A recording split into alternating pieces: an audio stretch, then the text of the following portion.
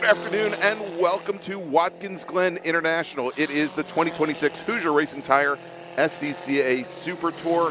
I'm Gregg Ginsberg along with Tom O'Gorman. It is a beautiful day here in the Finger Lakes region of New York where we've got 3 days of action coming up. And Tom, I'm so happy to be here at Watkins Glen. Such a historic track, and always, every single year, I believe this is my 10th year calling the Super Tour here from Watkins Glen, always makes for some very exciting racing, dry or wet. Yeah, I'm so excited for this. I think this is probably my favorite racetrack in the country, Greg, not only to be at, but also to race. So many fast corners. It's one of those tracks that just dares you to go faster and faster. Carry a little more entry speed. Pick up that throttle a little bit earlier. The track's constantly baiting you to carry as much speed as you can between those daunting blue walls. We're joining qualifying here, qualifying 2, in fact, as the drivers have already turned some times this morning for Group 1, which is Formula 6, Formula F, and Formula V. Yeah, and Tom, I mean, the racing here compared to so many of the other racetracks that we cover here for the Super Tour, it's so different because almost everything here is a high-speed corner. You don't have these threshold braking zones for the most part. You want to and you need to carry more speed through the corners, not only during the races, but also during qualifying as well. It really makes passing at a premium here on race day. But this track with so many corners here, with so much more camber in the corners, almost goading you into going faster and trying to carry more speed. And so as we are in qualifying, and as Tom said, for our small Formula car group, we'll see our other Formula racers actually entering our 5th and final qualifying session of the day today. In Formula F, David Ibarra was and is your professional pole sitter in his Cahill Motorsports. Miguel was almost 2 seconds faster than David Adorno, also in a Miguel, and he ran a 2:02.231. Over in Formula 6, Jay Beckley, your provisional pole sitter, in his LSAE 13, a 2:05.893. 0.6 of a second faster than Corey McLeod out of Charlotte, North Carolina, in his Red Devil.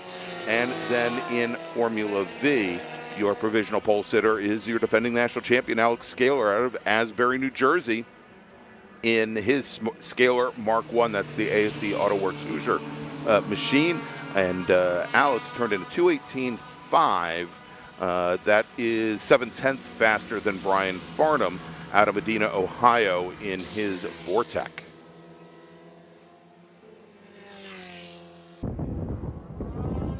And so very early on, these racers all have they are 25-minute qualifying sessions here this afternoon.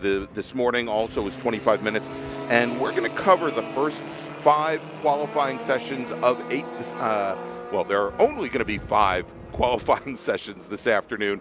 We'll wrap things up with our final 3 race groups in their qualifying sessions tomorrow morning, starting at 8:30 tomorrow morning. But Tom, from what we saw here, or what I saw here as we were getting all set up for this broadcast, were based on the practice that a lot of racers had yesterday, which was affected, I think, by some on and off rains throughout the day. Very close, very tight running here that so many of our racers here this weekend have a ton of experience here at Watkins Glen, as David Adorno turns in a 2:03 to start things off here in Formula F. Yeah, this is definitely a track that you need to get familiar with just because of how fast it allows you to go. I'll never forget my first time here, getting myself situated, and I was in a super touring light car at an SCCA Super Tour, in fact, and got myself sort of situated. The first time I looked down at the timer, I was 4 seconds off the pace I knew I needed to be at. Thought, okay, time to dig deep. And by the time I did a couple of laps digging deep, is what I thought, I was still 2 seconds off. And then I had to find the rest of it over the rest of the weekend. Like I said, coming off the break a little bit sooner, rolling into corners a little bit faster. You brought up an excellent point with the camber that the track allows. This is probably maybe the best track in the world for elevation that takes you where you want to go. Yes. It's just like designed exactly with where the momentum of the car wants to work with. Nothing's fighting against you. But this is also one of the highest grip surfaces that I have ever seen in any condition, whether it's it's scorching hot or raining or anything, it will have more grip than most other surfaces, and that adds to the challenge as well. So we already go local yellow in one of the most challenging corners, I think the most challenging corner on the racetrack. That's coming out of the boot back up onto the NASCAR Cup circuit, where if your car is perfect everywhere, it really is loose. And this is also a very big blind corner leading onto a fairly fast section of the racetrack. Yeah, the one corner, Tom, where you don't have camber to really assist you going in here, where the track kind of falls away on exit. And unfortunately, I think the incident there was just between our two camera views. And still trying to get a bead on what car number that may, or what car that may be. There can also be some interesting things, as that's the cut through for the NASCAR Cup circuit. A car can end up there with a mechanical. You basically get a shortcut back to the pit lane, but you can't just rejoin. So there could be a car sitting through that cut through in this space as well. But all that to say, this is a whole lot of racetrack for these cars. All of these cars are going to spend a very high portion of the lap at full throttle, especially over in Formula V. But I think in all three of these categories, specifically Formula F and Formula V, the draft at this racetrack can absolutely transform your qualifying efforts. As we've seen in Formula V, all the cars pretty much in the same section of the racetrack. Kind of an interesting thought there, right? Do you give your draft to everybody else at the expense of getting the draft? Here they are coming through turn one. Or do you go by yourself? It's almost absolutely worth being in the pack and trying to just get the perfect amount of draft at the perfect amount of time. And that could be why we see some pretty large gaps at Formula V at the top right now, with Scaler nearly a second up on Farnham, both past national champions. One, of course, Scaler, the defending national champion. I think the race will be a completely different story than the gaps that we see there in qualifying. All right, we did get a bead on the driver that is off coming out of turn 9. It is the number 44 of Jay Beckley, who was your provisional pole sitter in Formula 600 coming into this afternoon session. Actually, if we go to the next shot, we may be able to pick up Beckley driver's left. Nope, because of the fencing. He's just past, he's on the left-hand side of the track, just past where the fencing comes right to the track surface. When it moves away from the track surface again, right by that 400-foot mark, that's where Beckley has the number 44 machine currently. And so our fastest F600 driver at the moment is Corey McLeod, and he was the second fastest person this morning. He's still about a second off of where he was this morning, and almost 2 seconds off of Beckley's provisional pole time. We do already have an improvement in Formula V. Alex Scaler has picked up 0.5 of a second in that pack of cars. He is still your provisional pole sitter, but has a new benchmark, and that will extend his provisional pole to a little over 1.2 seconds now.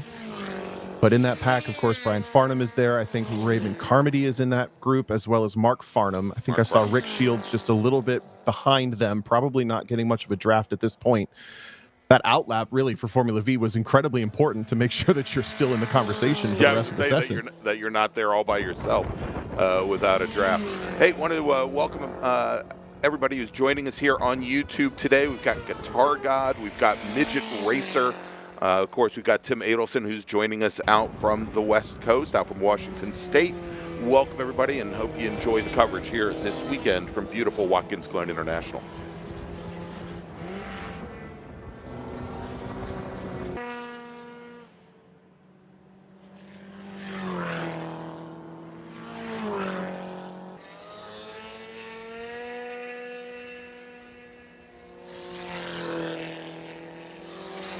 Check in on some of those Formula Fs, and I think we've got sitting there.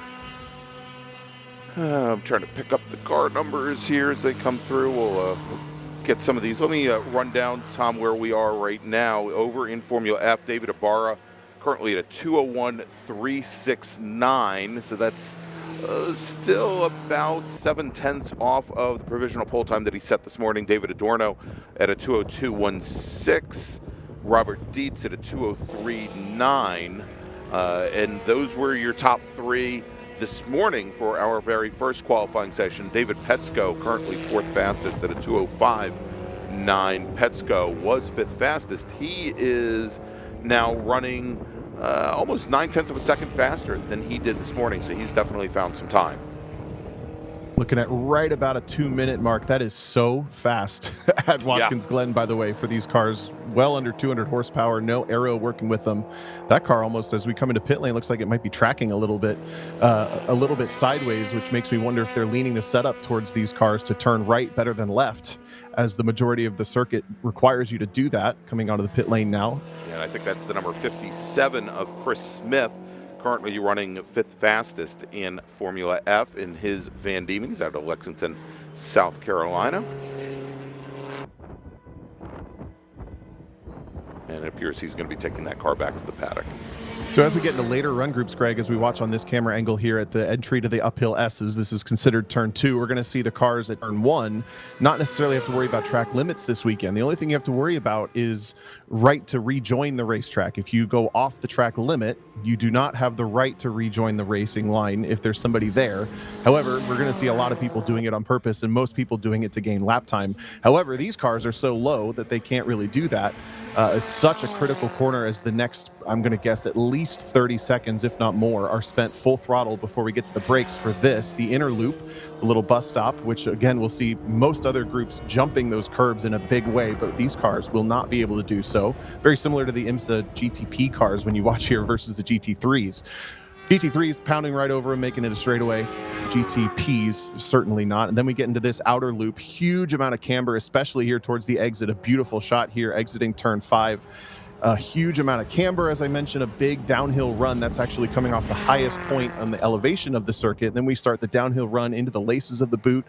I called turn 9 the hardest corner. I think this is the second hardest corner to get right. You're carrying a ton of speed in, and it really wants to push the car wide on entry before you pick up the throttle and run it down to the toe of the boot. This is a huge what do you call it? D incline?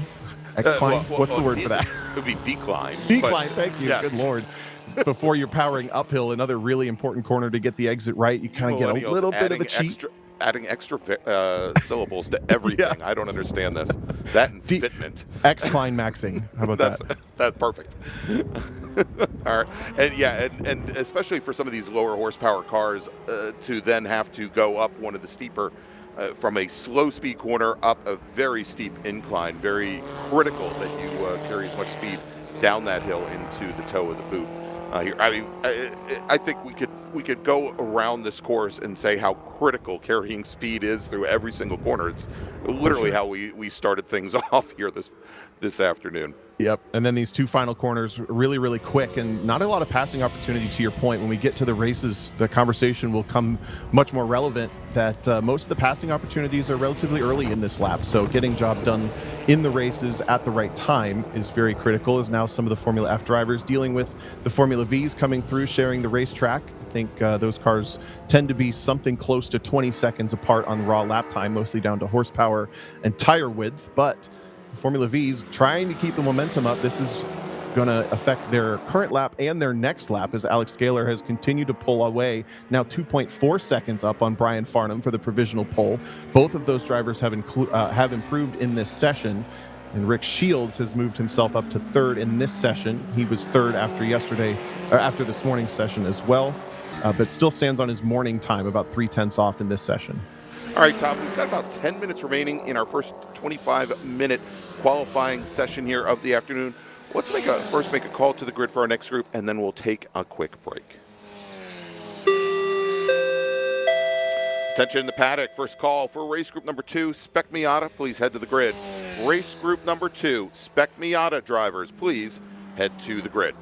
Okay, Tom, let's take a quick break. We'll be back with more qualifying action here from Watkins Glen. Don't go away. Okay, track day checklist. Let's go. You got your gloves, your helmet, water, snacks, sunscreen, your car is prepped and ready to go. Ugh, forgot your track day insurance, didn't you?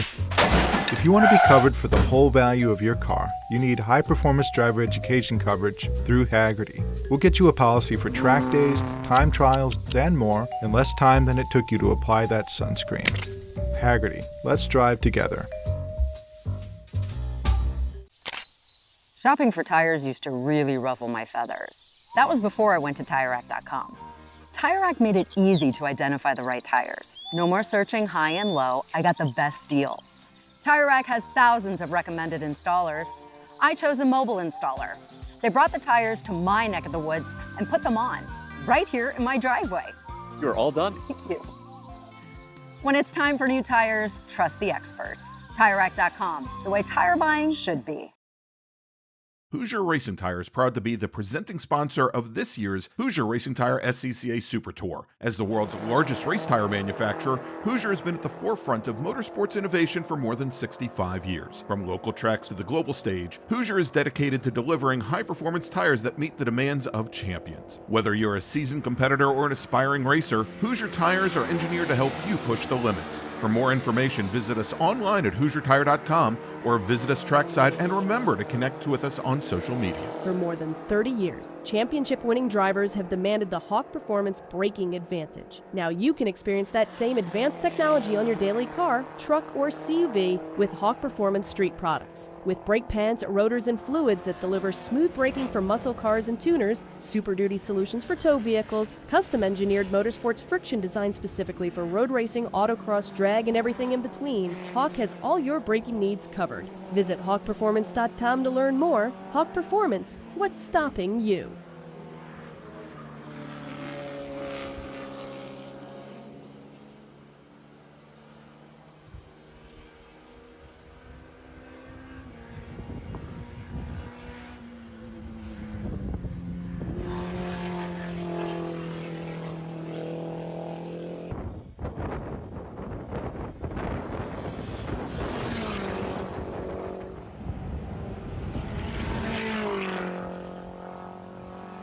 It is the 2026 Hoosier Racing Tire SCCA Super Tour, live from Watkins Glen International. I'm Gregg Ginsberg along with Tom O'Gorman, and this is small Formula car qualifying, a 25-minute qualifying session to set the grid for tomorrow's sprint races.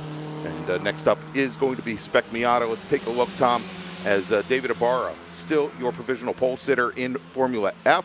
He's out of Louisville, Texas, with David Adorno and Robert Dietz, your top three. In Formula 600, our fastest driver on track today, Corey McLeod, in the number 56 Red Devil. And he has put in a time now of 2:617. Tom, that is 0.8 faster than the Charlotte, North Carolina driver ran this morning. And he has now extended his advantage over let's see here. Well, actually, let me check that. Beckley was your provisional pole sitter coming into the day, and actually Beckley with a 2:05.893 will slot in now to second fastest here, assuming he can get that car back up and running. He's currently sitting on the side of the track coming out of turn 9. Then our third fastest driver this morning in Formula 6 was Jack Walburn with a 2:13.8, and leapfrogging him, Dino Ludico out of Mays Landing, New Jersey. Ludico with a 2:13.075. That is your top three in the class. And then in Formula V, here, Tom, Alex Scaler, who was your fastest driver this morning, he now has a 2:16.23 in the books. And that is, wow, that's now, what, 2.3 seconds faster than he ran this morning. Brian Farnham in the number 63 car this morning ran a 2:19.288. He has now, he's found about a half a second. He's turned in a 2:18.69. And then Mark Farnham, third fastest this afternoon at a 2:21.59. And that, let's see, that has bested Rick Shields, who was third fastest coming into the day, or coming into the afternoon. Yeah, so new provisional pole sitters there. Well, an improvement for the provisional pole sitter in Formula V, a new pole sitter in Formula 6. As Formula 6, quite a bit of attrition in this session. Jay Beckley, you mentioned, with a mechanical sitting trackside. Jack Walburn, I think, came directly back to the pit lane. Cal Stewart also broke one timing beam and then came right back in after completing one full lap. So really, it's just Dino Ludico and Corey McLeod out there in those machines.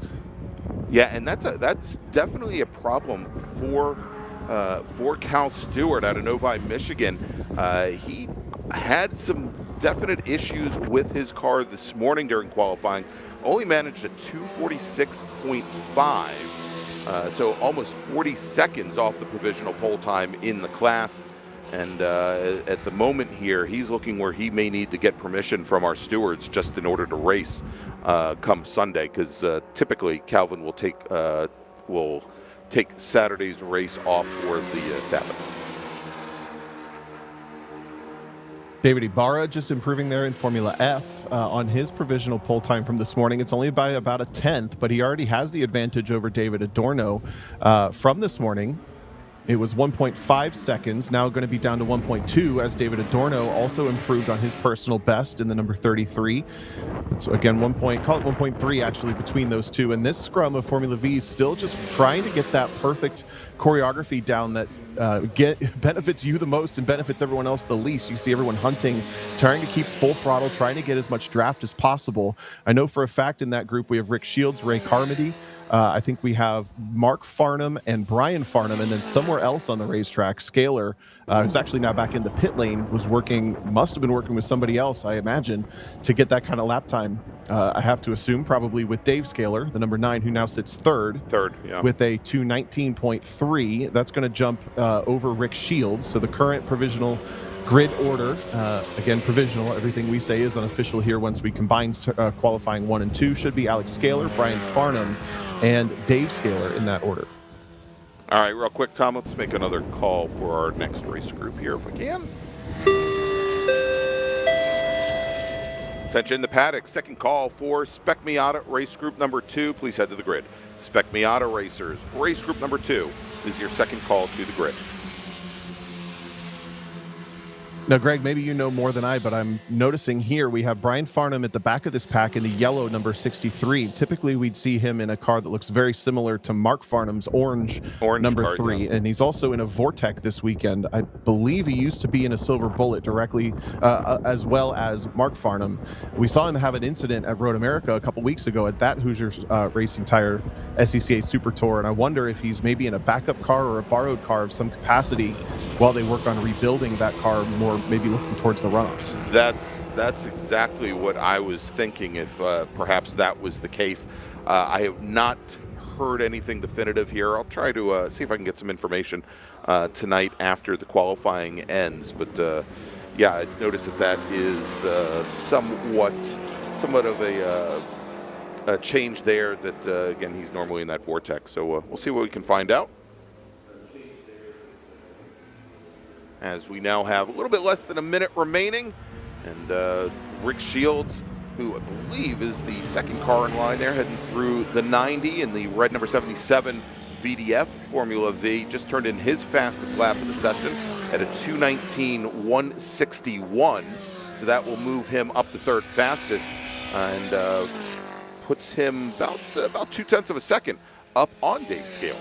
Yep, so Scaler back to 4th, Carmody up to 5th, as the majority of the field now under the 2:20 mark, which also, I mean, for as little as power as these cars make at this racetrack, running close to a 2:15 for the pole time, I'm kind of flabbergasted at that, Greg. Yeah. I hadn't really considered what a Formula V would do around here, but they are moving properly quick, as Scaler still has that pole time, 2.4 seconds up. We got our associate producer, which is what we call our chat people here, sharing that Vortec is Brian's backup or spare car. So probably just getting his starts in. I don't know how fresh you keep the spare car, Greg. I assume as best you can, but probably not the primary car, obviously. Yeah, I mean, at least he's had a couple of weeks to probably do a little rehab on it if it was sitting in the back of the garage and get it ready to go. As the checkered flag, Tom, now being displayed on the field. And so the next car to come across the line, and it is going to be the number 2 Formula F, I believe. Actually, I think that was the number 21 of Dave Petsko. He takes the checkered flag. And all following cars, actually, that was Dave Petsko in the red Spectrum, just now crossing the line. I think it was possibly the 22 of James Dietz just ahead of him, the first to take the checker. So we'll still have a number of racers coming through the boot section right now. I think we've got, as you see here, a number of our Formula Vs coming out of turn 9 for the final time. There's also a cadre of Formula F racers coming into, I think, turn 8, into the heel of the boot, and making their way up towards turn 9 now. Let's see if we've got any changes here. As Mark Farnham turns in a 2:19.349. I think he just came across the line right behind Ray Carmody, who had a 2:19.290. That was good for 4th and 5th in the session. Brian Farnham now at 2:18.624. That is still 2.3 seconds off of Alex Scaler's provisional pole time of 2:16.237. Robert Dietz comes across the line with David Adorno and David Ibarra, our top 3 drivers, all right near one another on track. And David Ibarra will finish up the session at a 2:05.81. That's the fastest of the afternoon. David Adorno at a 2:01.8 and 2:03.5 for Robert Dietz. That's the top 3 in the session. And Tom, this is where I come back to you and lean on you to do that master merge and see where we stand after 2 qualifying sessions. I think it's pretty similar. Formula V, everybody did go quicker, so the order you just read off there is exactly right. I think that's very similar here in Formula F. If anything, the big change really was the new pole sitter there in Formula 600 for Corey McLeod. There you go. All right, well, that's going to wrap up our first qualifying session of the afternoon. We've got 4 more for you here today. Well, let's make a call to the final call to the grid for our next group. Attention the paddock. Spec Miata racers, this is your final call for qualifying. Please head to the grid. Race group number 2, Spec Miata, please head to the grid. All right, Tom, let's take another quick break. We'll be back here with more action from Watkins Glen in just a few moments. Don't go away.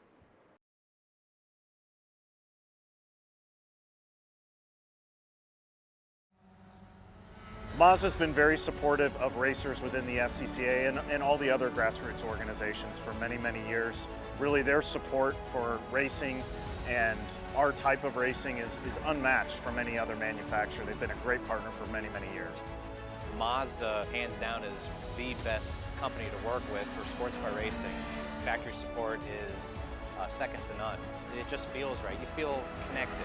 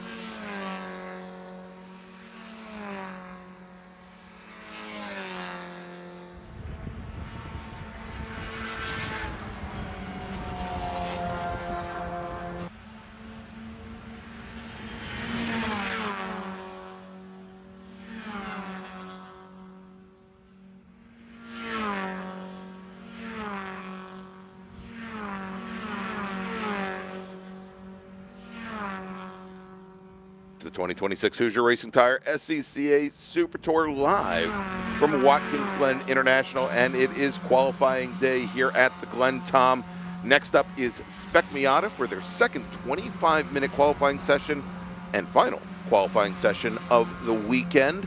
As we've got drivers working currently their out lap. When they come around onto the front straight, they'll see the green flag to start the session here.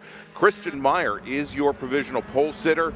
The Seminole, Florida driver set a 2:15.080 as the bar here. Another Florida driver, Frankie Barroso, out of Miami Springs, second fastest at a 2:15.417.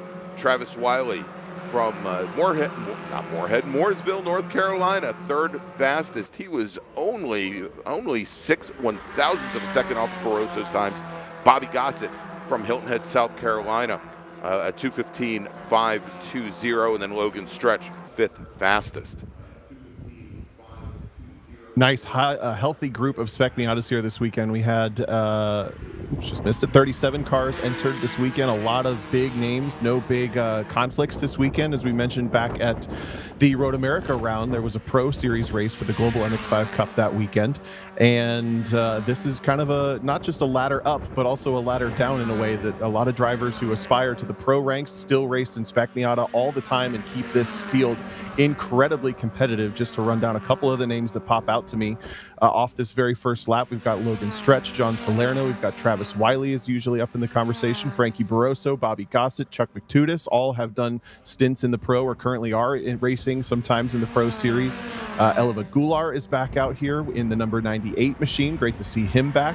John Dean, I wonder if this is the John Dean from Florida that we know from the Pro Series as well. Don't see him in the club racing Spec Miata ranks all too often these days, but that could be another driver to keep an eye out. And of course, as you mentioned, Christian Meyer is current pole sitter. There's all sorts of names to keep an eye out for. Nick Leveroni, Brian Maloney, all sorts of fast drivers. And this is going to be another group where I think the draft can make or break this session with how long the run up that uphill S is from turns 2 to 4 before you break for the outer loop. Handful of drivers stopping on pit lane to find their preferred dance partner or 2 or 3 or 4. But a lot of drivers just getting right out to it and trying to get the car back into the window to set some faster times after this morning was a little bit cooler and probably a sticker set of tires. Now the tires will not be changed for the rest of the weekend. One set is all you get. And then, of course, the last thing that we have talked about quickly, but we're seeing for the first time, is track limits. Not really a conversation here this weekend, other than if you're off the track and someone's there, you do not have the right to come back on into their door. All right, we should have our first drivers to complete a flying lap coming into the final corner, into turn 11 now, as they are locked up nose to tail, coming across the line. One of them is the number 78 machine, and the other is the 89 car. And as they come across the line, Travis Wiley sets time at 2:16.3. Logan Stretch, his drafting partner, only 5/1000ths of a second off that than John Salerno and Nick Leveroni, a little bit further behind at a 2:16.37 and 7:44 at the moment here. Only about 3500ths of a second separating our top 4 drivers. The target time, a 2:15.080, so essentially a 2:14 is what we're looking for an improvement on the current provisional pole time. But of course, there's all sorts of opportunity to improve. And yes, you can race from row 3, 4, and 5 to take a win here at Watkins Glen and Spec Miata, but that's a whole lot of work, as passing can come at a bit of a premium here other than the draft. So I think qualifying pretty high pressure, and we're still looking at right about a second or more off the pace from that very first flying lap. And Tom, to answer your questions, we've had one of our not spies, but one of our associate producers let us know that indeed, yes, it is that John Dean, who's a former MX-5 Cup champion that's racing here with us this weekend, the 6 Sideways driver, and he currently is here with just a single flying lap in the books, currently 8th fastest in this session. Also pretty curious here as we watch turn 1 that some drivers not using all the space available, some drivers going all the way clear out to the wall. like you would see in past years with the NASCAR races. The thing is, these aren't NASCAR power level. You can't really make up time from all that distance you've used. So there might be a bit of a perfect medium there, kind of a Goldilocks situation where you don't want to go all the way to the wall, but you don't want to stay perfectly on the racetrack either. And this camera doesn't really do it justice. When you exit the racetrack back at turn 1, that's a bit of a ramp in these cars. You might even find yourself a couple of tires off the ground if you commit enough to it. So this is, I don't know if this is the first time they're allowing him to do it, but you don't typically get to fly off the racetrack quite like that. So it's a bit of a practicing thing happening there as well.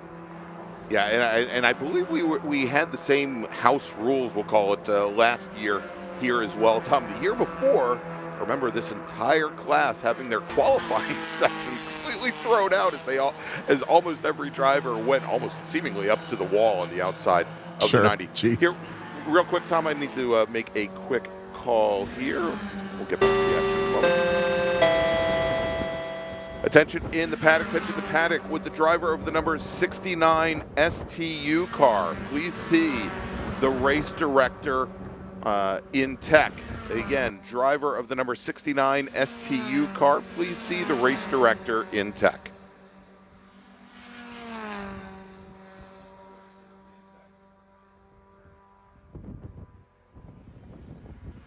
All right, so with now 2 flying laps in the books, Travis Wiley, Logan Stretch, they did not improve, nor did Salerno Leveroni. Stuart McAleer out of Glasgow, Scotland, he moves up to 5th fastest in the number 43 car with a 2:17.162. McAleer was 6th fastest this morning at a 2:15.682. So still about a second and a half, a little less than a second and a half off of his best time this morning. Ryan Maloney out of Dayton, Maryland, currently 6th fastest. Ben Gaunt, 7th fastest. Justin Ferrero and Marcello Paniccia, 9th fastest. John Dean now up to 10th. So far, drivers struggling to go as fast as they did this morning. Maybe not a huge surprise considering that was likely the sticker cycle on the Hoosier tires, the spec tires for this class, and cooler temperatures, but they're close. And there's also a bit of racing simulation that you can do here. There's Stuart McAleer and Nick Leveroni swapping spots back at turn 9 to start a new flying lap in a couple of corners time. Maybe McAleer said, I've led you enough. You've had enough draft. I'm going to try a couple. And then just behind there's Ryan Maloney. I think that is John Salerno and the 169 of John Dean running nose to tail. Now coming up on Ryan Maloney, that's going to be a little 3-pack.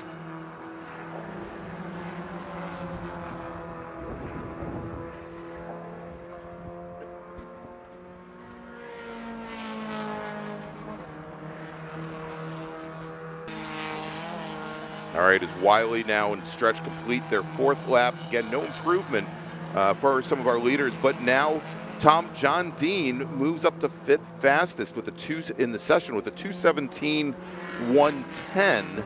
That 2:17.110, that would only be good enough for 16th fastest this morning. Again, so far these racers not finding the pace that they had early on, with Wiley down, again, fast lap time for him at 2:16.3, and that is still 1.3 seconds off of the provisional pole time that Christian Meyer set this morning. The good news is once you've got these tires warm, it's not a big deal whether you stay out for 10 laps or 2. Right. The cycle is about the same. We're obviously not too worried about wearing the tread off of the tires or wearing them down, as they don't take a whole lot of abuse in that sense, but taking them back up into their operating temperature and then back down again, that obviously does a little bit of damage to them. Once you've done that the first time, that's probably about the fastest they've ever been. So we see a handful of cars. I think that's Johnny Morrow and a couple others waiting for maybe an opportunity to head back out. Yeah, and I think that some might be some of the Krug Speed cars there right at the front of the line, Tom, including Elvin Goulart sitting there. And I think that's exactly what they're doing, is they're maybe just looking for a pack of leaders, and we'll jump back to it here. Although if they're looking to find a gap, they're probably not going to find one. But now I believe coming up towards coming into turn 9, actually just now out of turn 9, are Wiley and Stretch. So they may be looking to pick up that group. So maybe we'll see them start to head down the end of the pit lane to rejoin the action here in just a few moments. Here, I believe, our two leaders. There's Stretch, yeah, indeed, Stretch and Wiley coming through the final corner now. And Leveroni and McAleer, then Maloney, Salerno, and Dean. These are all top 10 runners right now, both in provisional qualifying standing from this morning and in the current session. All right, so the two cars that we had, the 4 cars on the pit lane, the 2 that just left, one of them is Alessandro Boas in the 196 car out of Winchester, Massachusetts. I believe that's one of the flat-out motorsports entries. I didn't get the number on the car that joined him, but it looks like they're trying to get up with Nick Leveroni and a couple of the other flat-out cars that were just behind Wiley and Stretch. Oh, and they might have just missed it as they're coming maybe about 5 car lengths back here. They come into the bus stop with about 12 and a half minutes to go, so still about half the session, but they've got a hard charging group behind as well. And there's Nick Leveroni actually dropping back, trying to get him his preferred drafting partner, or maybe just give the partner who didn't get a good draft from anybody else an opportunity here in this session. You mentioned, again, basically looking for 214s. The top 10 are in the 215s from this morning. No one has yet to run a 215 this afternoon, so that gives you an idea of how far off the pace they are. It's right about a second, not horrible, but again, tough to improve, I think, given the circumstances, and now they might as well be racing. Look at all this as Stretch and Wiley trying to cool down, let all these cars through. We've got 2 different groups of dance partners trying to get through each other as well, back at the toe of the booth. All right, so Tom, as we're just about halfway through this qualifying session, why don't we take a quick break, thanks to partners, and when we come back, we'll take you all the way to the end of Spec Miata qualifying here at Watkins Glen and the 2026 Hoosier Racing Tire SCCA Super Tour. Stay with us.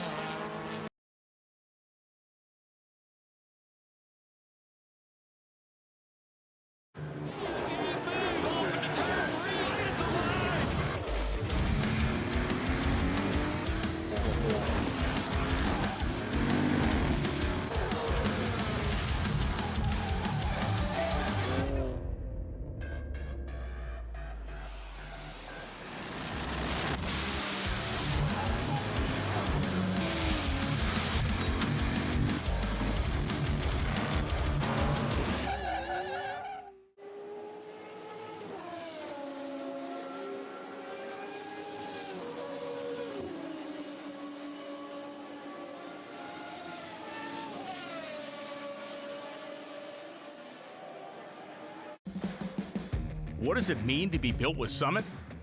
It means you're hitting the autocross, drag strip, road course, trail, dirt, or open road with confidence. Because built with Summit means you're using parts from the top names in performance, priced to make your project affordable. And it's all backed by trusted tech expertise and blazing fast shipping. Summit Racing Equipment. Let's build it together. SummitRacing.com.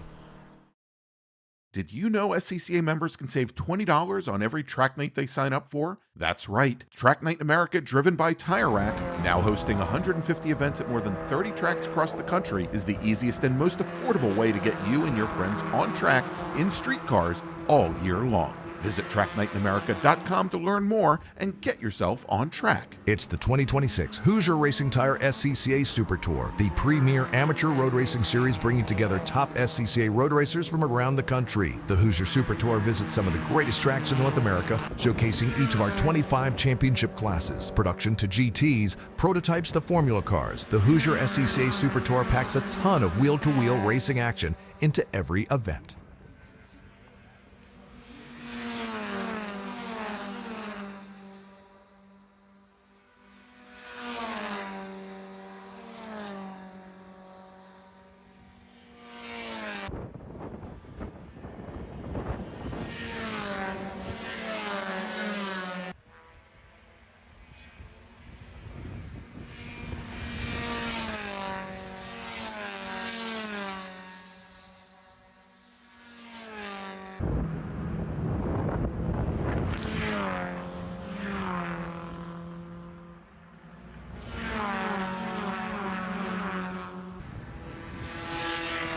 Welcome back to Watkins Glen and the 2026 Hoosier Racing Tire SCCA Super Tour. I'm Greg, he's Tom.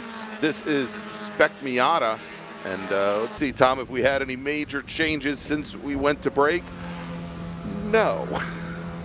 Yeah, not really, Greg. No improvements. I'm struggling to find anybody in the field, really, who's gone faster than they would have this morning. So not this session, but let's go through your overall top 10 on the provisional grid. It's Christian Meyer at the top from this morning at a 1:15.0. Then Frankie Barroso is second. Travis Wiley third. Bobby Gossett fourth. Logan Stretch is fifth. Stuart McAleer sixth. Nick Leveroni seventh. Ryan Maloney in eighth. Then John Salerno and John Dean rounding out the top 10. Chuck McTudis is 11th, and Johnny Morrow is 12th. That's the front six rows. But from this session, I do think, we're racing in the afternoons for these drivers.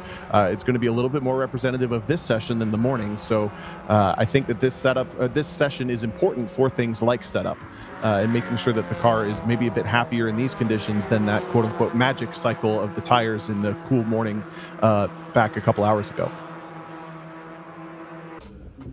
All right, some drivers here, as you just talked about Chuck McTudis, as Chuck McTudis now only 18th fastest in this session, just turned in a 2:18.31. And we were tracking here, only because I saw him at a regional race at Summit Point Raceway last weekend, Eric Gerchak in the number 21 machine out of Statesville, North Carolina. I believe this is his second Super Tour outing. We saw him at Virginia International Raceway a couple months ago. He was actually a former Hooters Pro Cup racer. A lot of circle track action, I think starting back in 2013 or thereabouts. He's been racing Spec Miata for the last 6 years or so. Currently 24th fastest here in the session with a best time, a 2:20.1 today, and this afternoon, and he came into the session with a 2:23.317. He was 32nd fastest this morning in what I think was his very first session here at Watkins Glen, as Dr. Dom Lucci takes the number 46 car back to the paddock.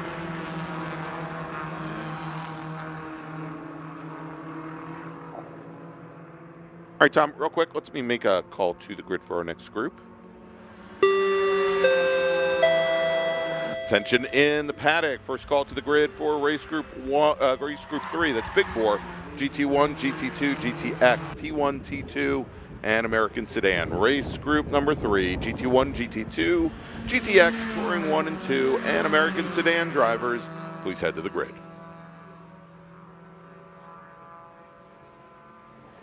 Just caught a handful of cars reporting back to the pit lane. It's kind of grasping at straws, I think, at this point in the session. If you're able to, maybe knocking on your personal best from this morning's qualifying and have somebody near you, you might get that perfect storm with the draft that gives you the opportunity to improve. But at this point, late stages in qualifying 2, our grid is most likely fairly set in stone from this morning, as drivers are going to really struggle to improve at this point. Just got a improvement from Marcelo Paniccia a couple laps ago, but the last couple times across the start line, even there at 10th, struggling to get into the 2:16s even at this point in the session. Yeah, and as a couple of the drivers towards the front of the field, Tom, just now completing their 8th lap. Again, no improvement. And I think as we're seeing, for example, Nick Leveroni, who's going to finish up this session 5th fastest. He's taking his car back to the pit lane. And I think with almost 5 minutes remaining on the clock, that's likely going to be the prevailing attitude here in the group, is just nobody's really found much time, with some very small exceptions. Chuck McTudis now goes to 6th fastest in the session at a 2:16.9, and that is still 0.8 off of what he ran this morning, where he was 11th fastest. Frankie Barroso, who has qualified, is currently provisionally on the outside of the front row. Best he's been able to manage so far, a 2:17.0. And that is in line with what would have been 15th fastest this morning. I think the first driver I can find that has improved in this session is maybe Ellie Gossett, who's up to 15th in this session, had been sitting 22nd after this morning, and picked up right about 0.3. So with the 2:17.81, or excuse me, 2:17.82, that should move Ellie up a couple of positions, now maybe up into 19th on the provisional grid. That's a row, which is an improvement. All right, Ryan Maloney in the number 5 car, Marcello Paniccia in the 55 car. They are heading back to the paddock, at least Maloney to the paddock, Paniccia to the pit lane, and I believe the number 95 machine doing the same. So again, a lot of these drivers just deciding to call it a day here. Surprisingly, I thought we had seen Elvin Goulart originally, Tom, on the pit lane about midway through the session. Do not have a time for the driver of the number 98 car, the 2012 Spec Miata National Champion. Maybe just a transponder issue, but that unfortunately does not speak well for that car and that driver, as he finished up our session this morning 24th fastest in his cruise speed, number 98 Miata. Another late improvement here for Chris Rawlings, up to 14th in this session in the number 35 machine from Pennsylvania. He was down in 20th this morning, and when that all settles out, it will move him 2 positions forward, up to about 18th. I'd have just missed 18th. Just missed 18th. He should be about 19th on the overall grid. Just saw in the chat, Dylan shared, I just bought my first Spec Miata, got to get it working on the comp license, and I'll be out there mixing it up. I love that. Good luck. Excellent, Dylan. Come play with us. I mean, this is one of those classes where you have the perfect intersection of really kind of the most true measuring stick you're ever going to find. You're going to have a front runner from any part in the country, no matter where you go, that is probably a front runner at the runoffs, but you're also going to have a huge field of cars to race with, no matter where you start, no matter where you are in your driving journey. I think not every class meets those two. Sorry, Tom. You're good. Sorry about that. Oh, good. Not as sorry as the GT1, GT2, GTX, T1, T2, and American sedan drivers will be if they don't head to the grid, though. Race group number 3, drivers, please head to the grid. Your qualifying session is next. Itchy trigger finger, sorry. Oh, good. I think we're only down to maybe a dozen cars on track at this point out of the 36 entered.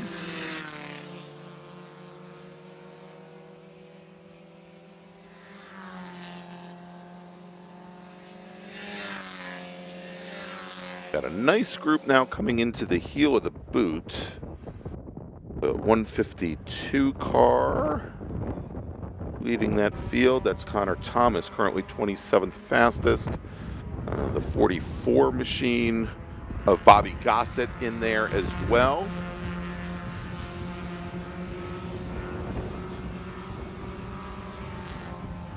And we've got the 14 car, just Christopher Jerem went off at turn 8. He has now managed to get that car back underway. He was in that group that I was just talking about, and that may have slowed their run. Yeah, I think that was the car that just went off to let cars through. Just used all the extra pavement.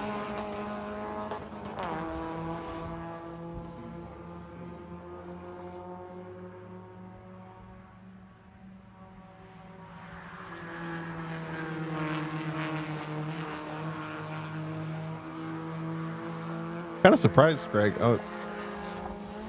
that Bobby Gossett ran 10 laps in that session. That's a driver that's qualified in the top 10. Qualified actually overall up to 4th. Tires, yeah, a lot of the drivers that are in that top 10, top 15 conversation ran a maximum of maybe 8 laps, a handful of them bailing out around lap 5. And I don't think those extra laps are too transformative, but obviously he's working on something out there doing all those laps. Yeah, and he's on the pit lane now directly across from me. Head crew just checking tire pressures, but no changes, and I don't think he's going to be heading back out, especially at this point here now as the checkered flag is now being displayed to wrap up our Spec Miata qualifying session, where Travis Wiley was the fastest in the session with a time of 2:16.3. Logan Stretch 5 1/1000ths of a second back. John Salerno 34 thousandths back from there. John Dean, Nicola Veroni, Chuck McTudis, Stuart McAleer, Frankie Barroso, Ryan Maloney, and Ben Gaunt. Your fastest in the session, but of course, as we've been saying, that's not the whole story, Tom. Yep, so your provisional starting grid based on basically qualifying 1, second session this morning.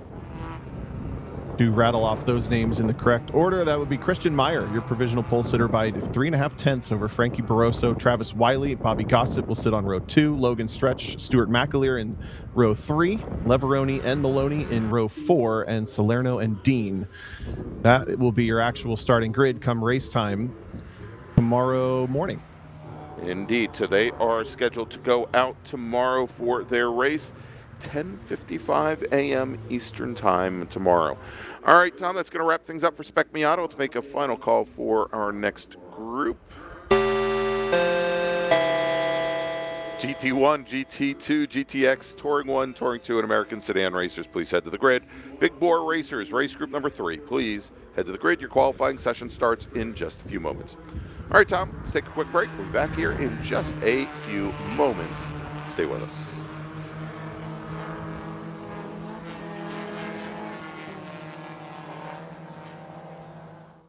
My customer experience with Mazda has been absolutely fantastic. I'm probably not the richest person out here, and they're extremely reasonably priced, and you can buy parts easily, and it's a class that fits both what I want from a racing standpoint and what I can afford. We got into Mazdas largely just because it's a fantastic platform, and Mazda Motorsports has some of the best support for the grassroots racer in parts and technical advice and everything else, so they make it easy for us to run these cars.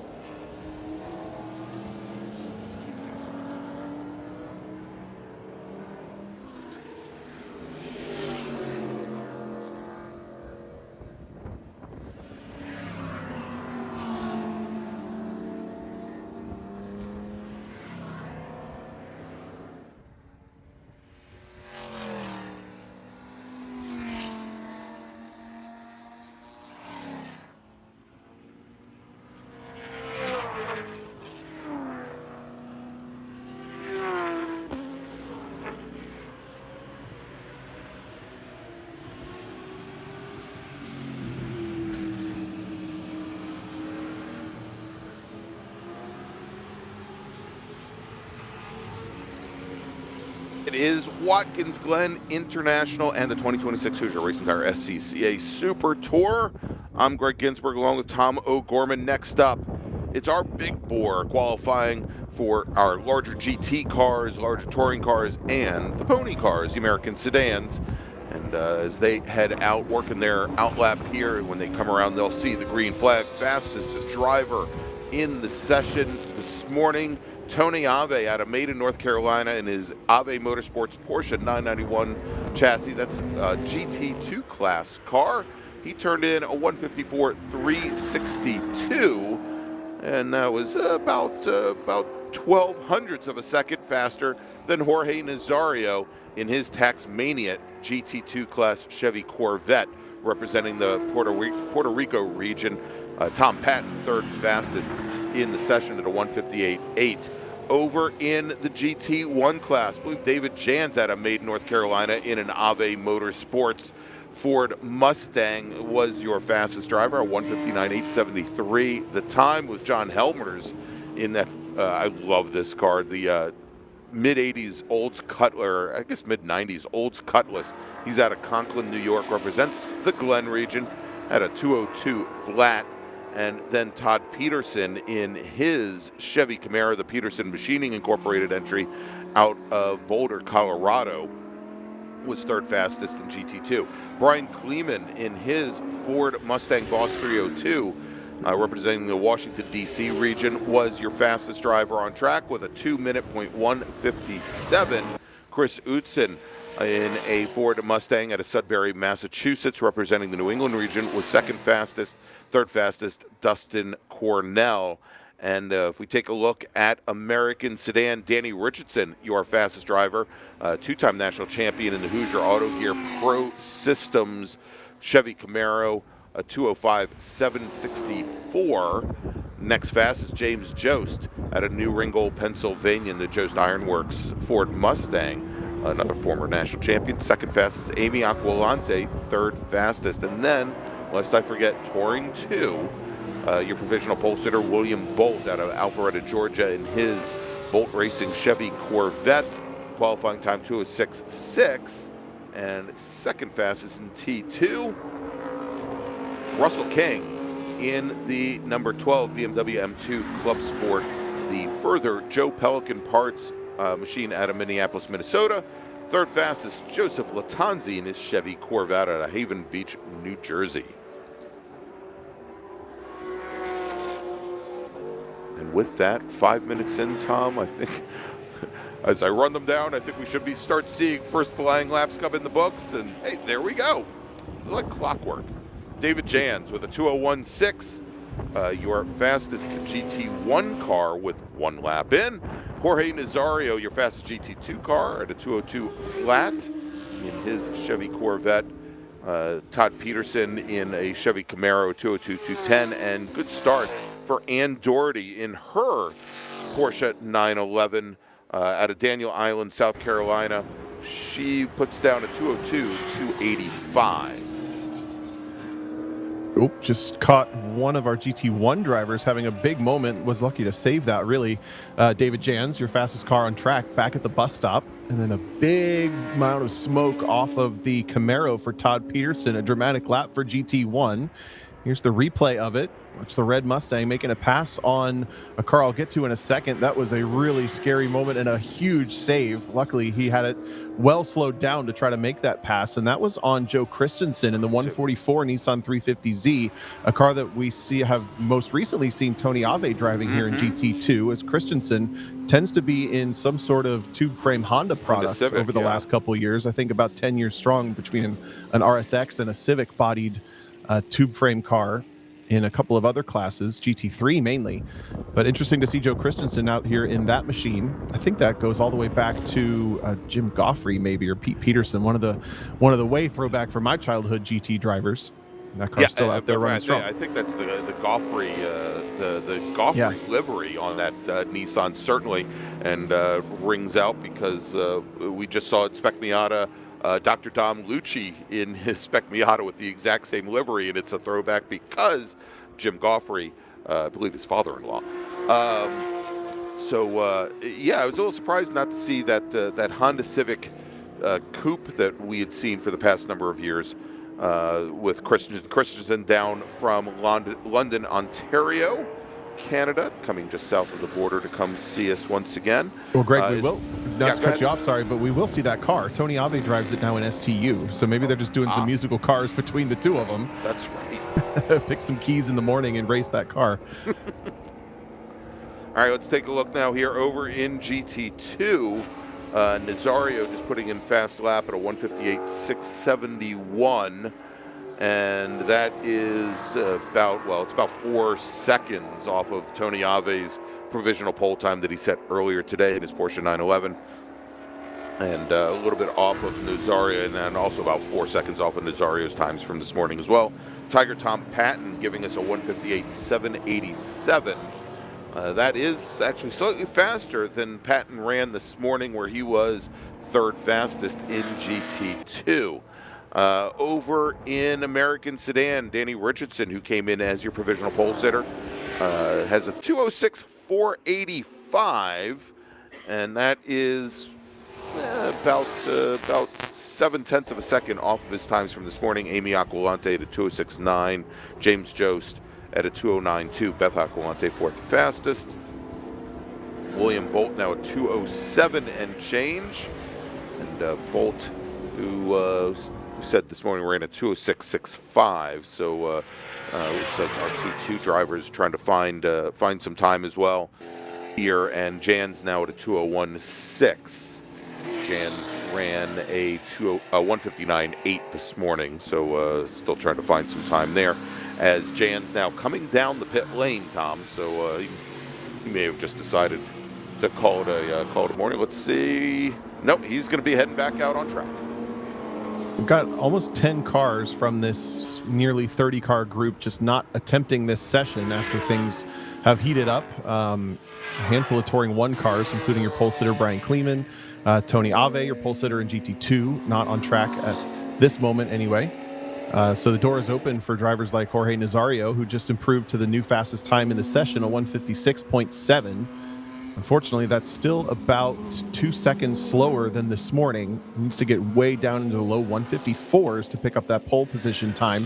And again, we always mention here in SCCA, typically, unless there's a split start, we grid by overall fastest lap, which means if you leave a couple seconds between you and your next closest competitor in class, there's a likelihood you're going to get some other classes in there. You're going to get maybe 1, 2, 3, 4 cars from some other class on how big that gap could be. So even just improving to close the gaps in qualifying can be really important to get you closer to being in within a shot, come race time.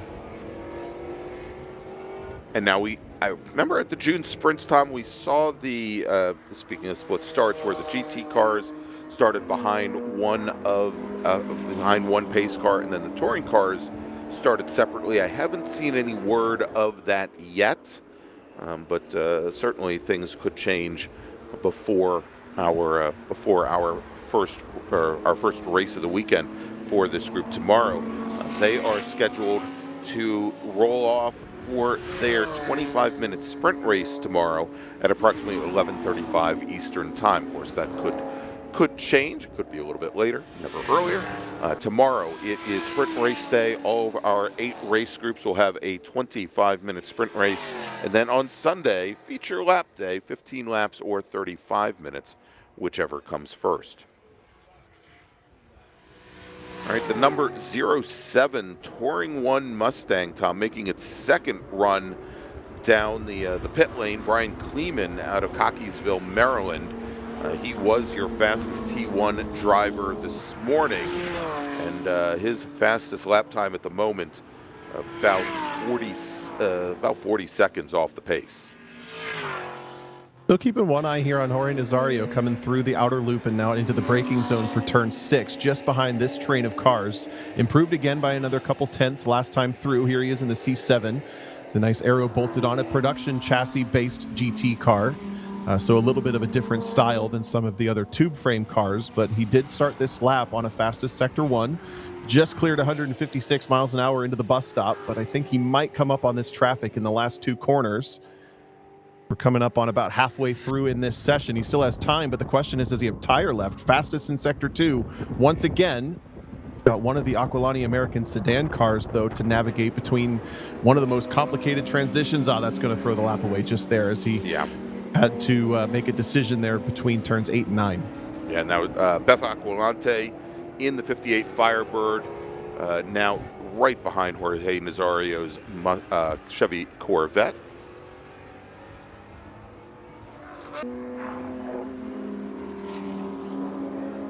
And looks like with calling that lap off, Nazario going to head to the pit lane.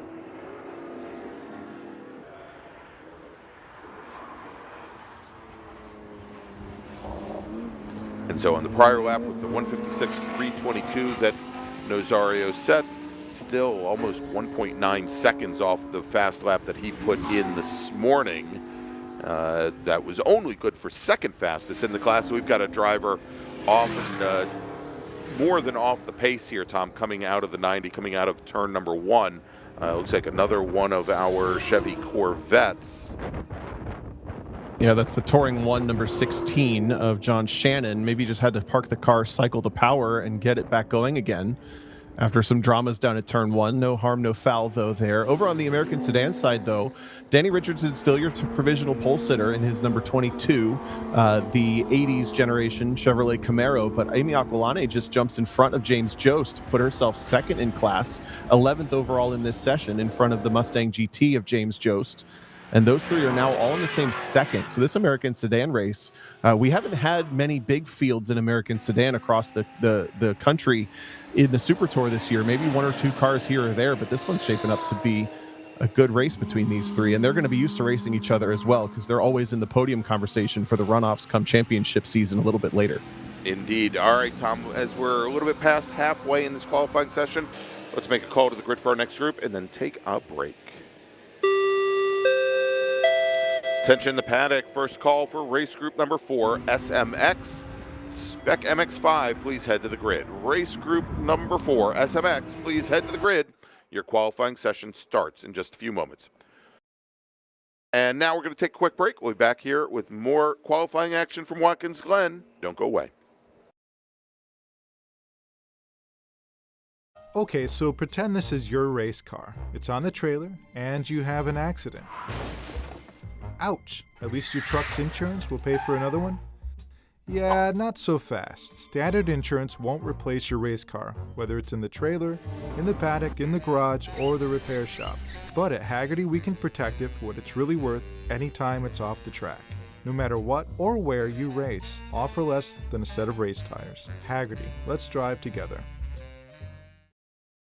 For more than 30 years, championship-winning drivers have demanded the Hawk Performance braking advantage. Now you can experience that same advanced technology on your daily car, truck, or CUV with Hawk Performance Street products. With brake pads, rotors, and fluids that deliver smooth braking for muscle cars and tuners, Super Duty solutions for tow vehicles, custom-engineered motorsports friction designed specifically for road racing, autocross, drag, and everything in between, Hawk has all your braking needs covered. Visit hawkperformance.com to learn more. Hawk Performance, what's stopping you? Want to try SCCA racing, but with an appropriate focus on fun and learning? The SCCA Race Experience program is exactly that. With both short sprint races you can drive by yourself and endurance races you can do with friends. All you need is an SCCA membership, a driver's license, a properly equipped car, and the right driver gear. Visit scca.com/racex to find more information and events near you. Hoosier Racing Tire is proud to be the presenting sponsor of this year's Hoosier Racing Tire SCCA Super Tour. As the world's largest race tire manufacturer, Hoosier has been at the forefront of motorsports innovation for more than 65 years. From local tracks to the global stage, Hoosier is dedicated to delivering high-performance tires that meet the demands of champions. Whether you're a seasoned competitor or an aspiring racer, Hoosier tires are engineered to help you push the limits. For more information, visit us online at HoosierTire.com or visit us trackside, and remember to connect with us on social media.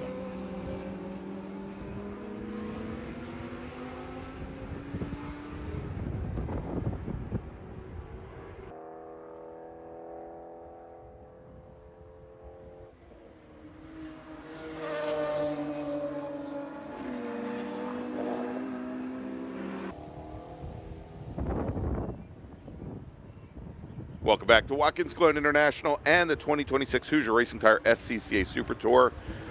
It is big bore qualifying, GTs, touring cars, and the pony cars, the American sedans. And Tom, our provisional pole sitter in American sedan coming into the day, Danny Richardson, has just taken his Chevy Camaro back to the paddock, as he currently second fastest in the session in class, as Amy Aquilante just goes to the top of the leaderboard here at a 206.344.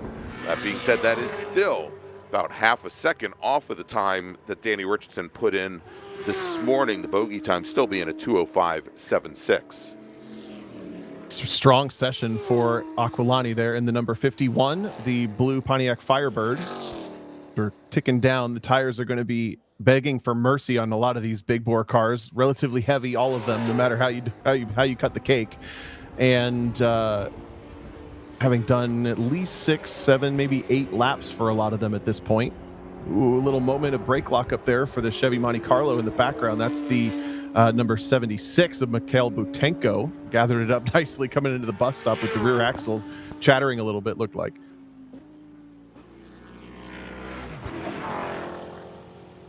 All right, we've got the local caution now, Tom, over at turn 9, and I believe that is that the 16 car that is there, or is that the trying to get the number here?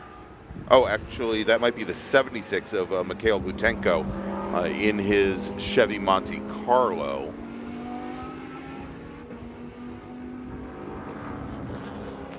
His new top time in Touring 2, William Bolt in his Chevy Corvette, has improved his morning sessions time by a little over a second, actually. This is a huge move. We haven't seen this in afternoon qualifying yet. Anybody improved by quite this much, but it's down to a 205.4 after sitting on a 206.6. So 1.2 seconds of improvement. Because I don't know what everyone else is struggling with. I went quicker. Yeah, exactly. You went quicker. All right, Tom, let me correct what I just said. John Shannon in the Touring 1 Chevy Corvette is our driver there over at turn 9. And it sounds like he may have been able to back that car out of the way enough that the local cautions now over at turn 9 and the exit of turn 9 have now been dropped. That's the same car we saw come to a stop at turn 1 a couple laps ago, so the mechanical issues continuing. Jorge Nazario, meanwhile, did take back to the racetrack and reset his personal best, a 154.7, only misses his best from this morning by 0.3 and only misses the pole in class by about a little short of 0.5. So that C7 Corvette driver is really knocking on the door. Tony Ave not even contesting this session. The door is kind of open.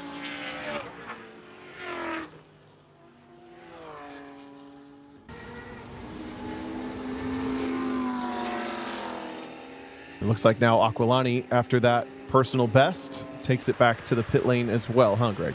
Yeah, it looks like now he is going to take the car right around the wall, and his afternoon session is now done.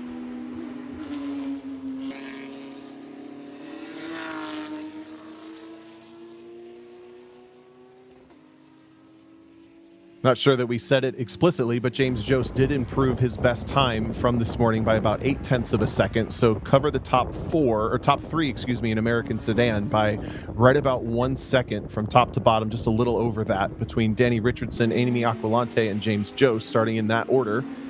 And watching some cars maybe on some cool downs here. I know we definitely have Ann Doherty coming to finish what is looking like a pretty solid lap. Currently sitting 5th in GT2 in the black number 14 Porsche 911, coming through the final 2 corners. Yeah, and personal best sector 1, personal best sector 2, just needs to bring it home. Yep, and the white Mustang we've been just following there appears to be off the pace somewhat as well. Like we're going to come down the pit lane here in just a moment.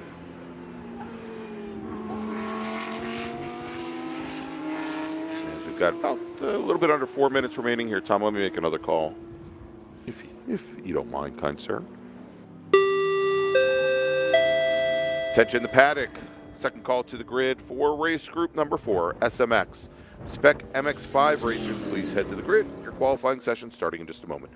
Race group number 4, SMX. Please head to the grid.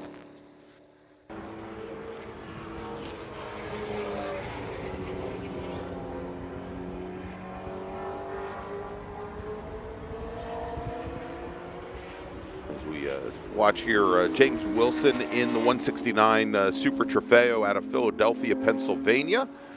Just had James at the Summit Point at a Mid-Atlantic Road Racing Series event just a couple of weeks ago, racing that car. He had previously, I think, done quite a bit of time trials events with that car, and this one of his first forays into road racing. Obviously not his very first, otherwise he wouldn't be running in a Super Tour event, but that car currently 207.265, his fastest lap here so far today. Pair of Touring 2 cars still circulating as well. The Russell King is who we're seeing on our live images here down into the heel of the boot. The number 12 just got nipped from 3rd to 4th, actually, as Joe Latanzi in the Chevy Corvette from New Jersey, the number 99 car, took over 3rd with a 209.5. That will slip himself right behind John Gatzmeyer. Right about a second behind on the overall grid once we combine, but William Bolt still pretty dominant there, up by a little short of 2 seconds in Touring 2. So now that makes 3 Corvettes at the front, followed by a pair of BMWs in that 5-car grid.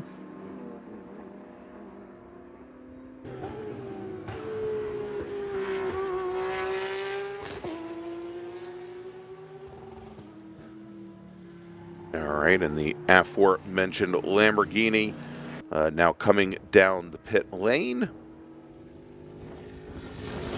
James Wilson is going to call it a session here with only about 1:20 remaining on the clock. And we've got a number of drivers on the pit lane currently. Tiger Tom Patton in the number 50 GT2. Sunbeam Tiger, currently second fastest in this session with a time of 1:57.815. His crew taking a look at the car. We've also got the number 7 Ford Mustang of Dustin Cornell, second fastest this afternoon in Touring 1 on the pit lane as well.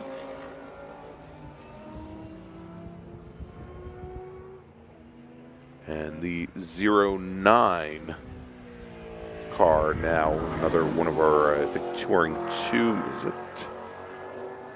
I'm sorry, that's not 09, that's the 99 of Latanzi, Tom, who you just spoke about. He comes down the pit lane, calls off his final lap, and it looks like he's going to finish up this session about 84 thousandths of a second off of John Gatzmeyer's times. That's good for 3rd fastest here this afternoon.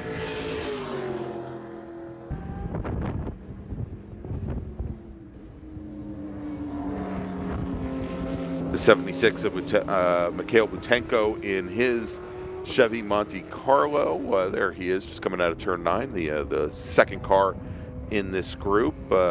He's going to see the checkered flag here in just a moment, assuming he doesn't come down the pit lane.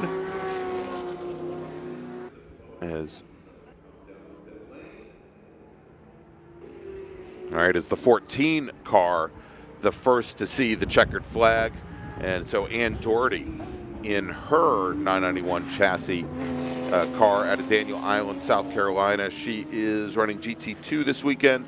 She does not improve. She'll have a fast time of 2:08.86. That was good for 4th fastest in the class. Right there at the very end. How about this? Touring 2, Russell King just goes to 2nd quickest in the class and jumps back up into 3rd for the overall grid.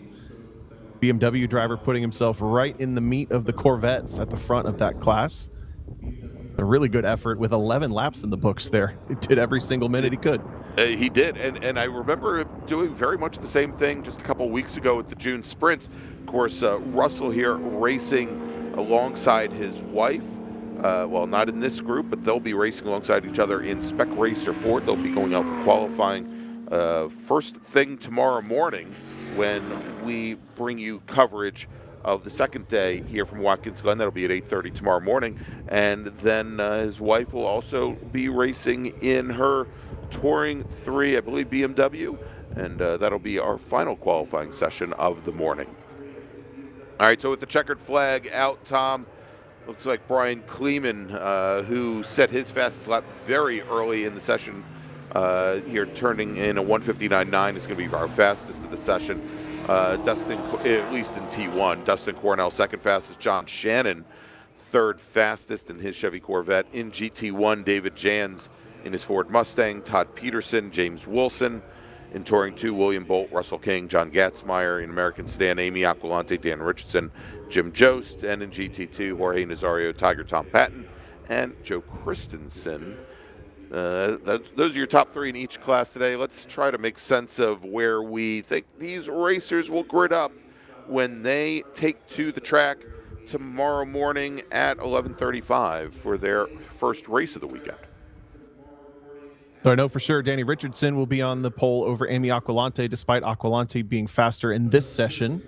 Then I don't think there's any big changes in GT1 other than Todd Peterson, getting just behind John Helmers instead of a couple seconds back after this morning to this afternoon. No big changes in GT2 from the order you just read. Tony Ave still there on the pole as well. Brian Kleeman did improve his pole time, but will remain on the pole as well. And then William Bolt again will stay on the pole and was the fastest car again today by 1.2 seconds faster this afternoon than this morning. All right, well, there you go. That's going to wrap up our Big Four qualifying session. Next up, it's these fine folks. Attention in the paddock, final call for race group number 5, Spec MX5. Please head to the grid. Pardon me, that's race group, oh, no, it's race group number 4. Race group 4, Spec MX5. Please head to the grid. Your qualifying session is next. And I almost thought it was going to be the last group, Tom. Race group number 4, SMX. This is your final call to the grid. All right, we'll take a break. We'll be right back with more qualifying action from Watkins Glen. Don't go away.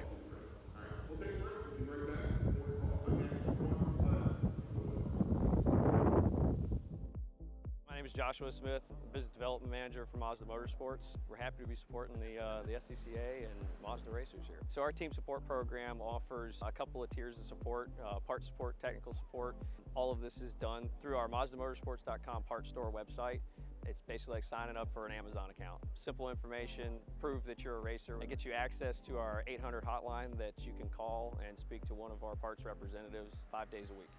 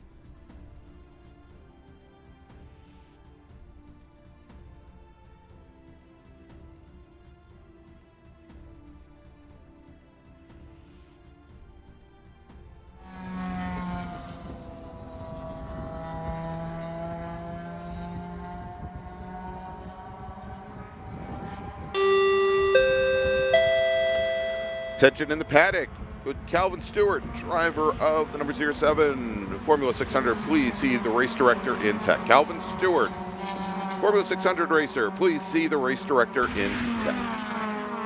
And we're back here at Watkins Glen International. It is Spec MX5 qualifying. Tom, and you know, for a moment, I didn't think any of these racers would be heading out on track to qualify as somewhere along the lines of 25. Well, that's going to be hard. I don't think it was 25. I think it was probably around 15 of our 20 qualifiers just sat on the pit lane as they, as I guess the first group of 4 or 5 went out and ran some reconnaissance.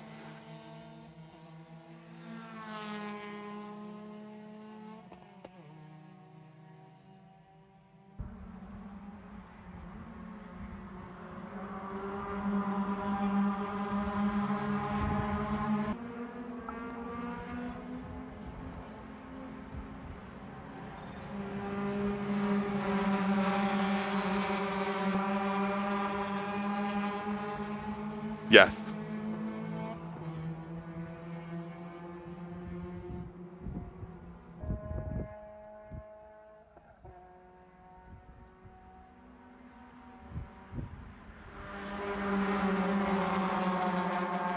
Right.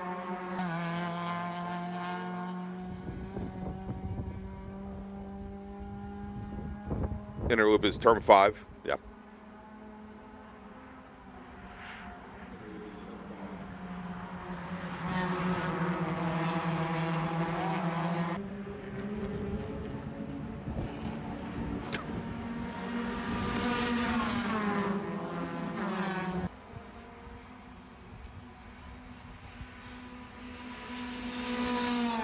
Yeah, I was going to say maybe. But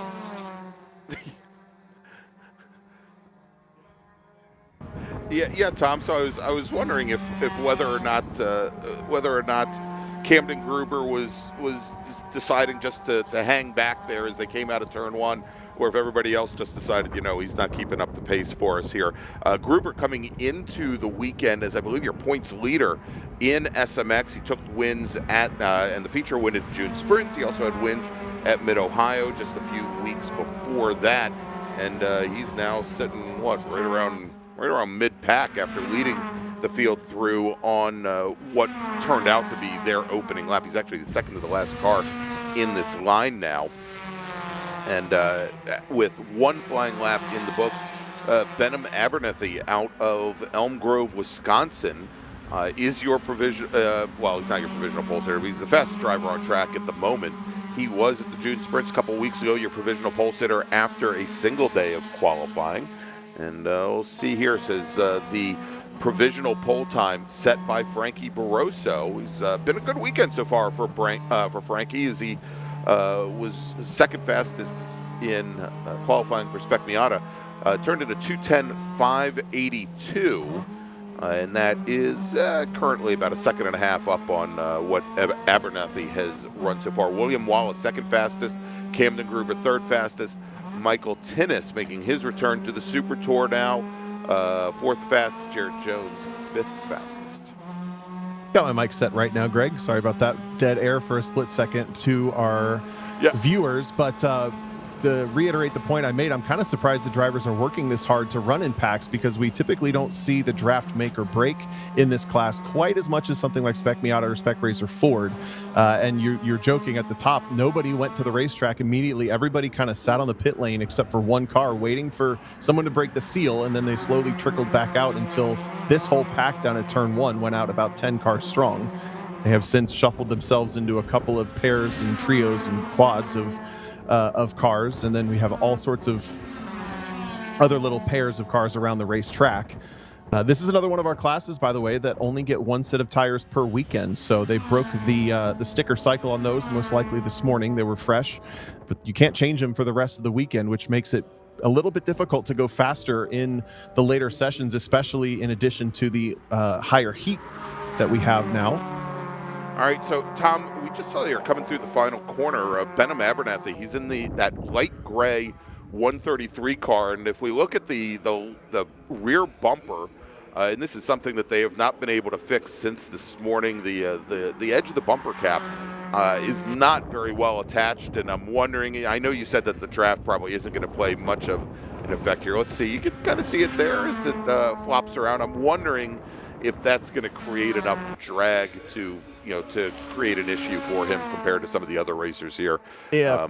It's possible. I actually remember back at the Road America Super Tour, I think that car had a very similar issue. Yeah. And of course, not to say the draft won't make a difference here, but I think you have to work really hard to get it perfect because most of this track will not reward the draft. It's just that run from turn 1 through 4, really, before the braking zone for the bus stop.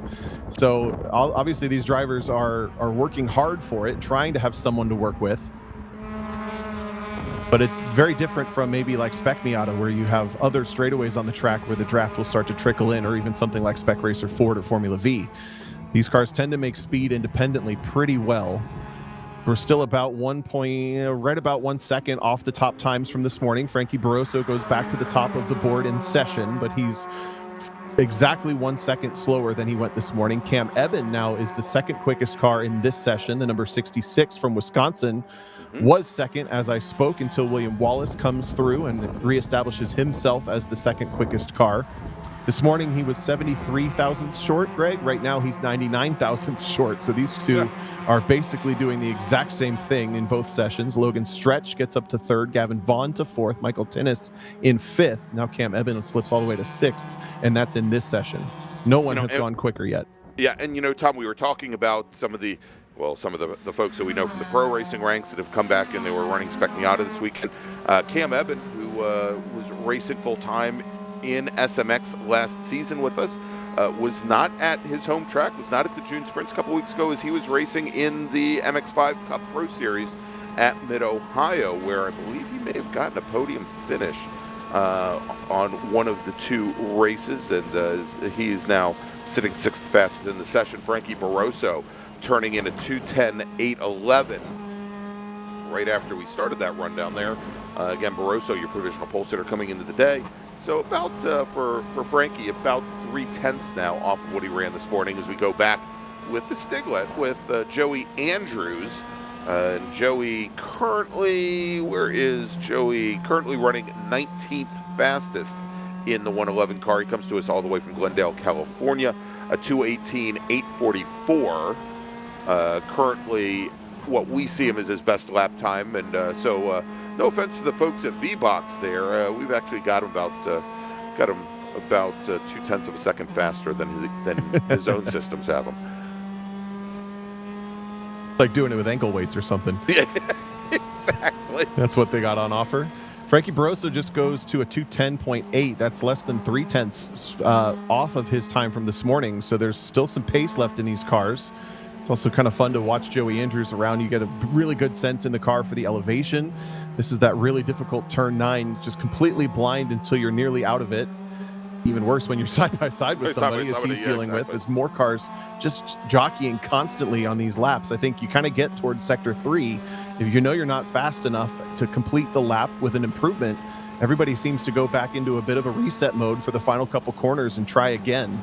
Because again, like I said, the draft will help, and if you get it just right all the way up the run through the S's, it will help you significantly. But it's going to be really tough to complete the other, 75% of the lap after that point with cars in front of you. All right, so notable, Tom, as we came into the day, or come into our session this afternoon, Camden Gruber was your third fastest driver in qualifying. He is currently on the pit lane. Now, we saw him lead the field on that second out lap, I guess. But he only completed that lap and then brought the car down the pit lane. And he is currently sitting, had the team going and looking at the car. There's another car teamed up with them there, and I think they'll be going out a little bit later in the session. But at the moment, Gruber currently sitting 21st here in this group of 21 cars.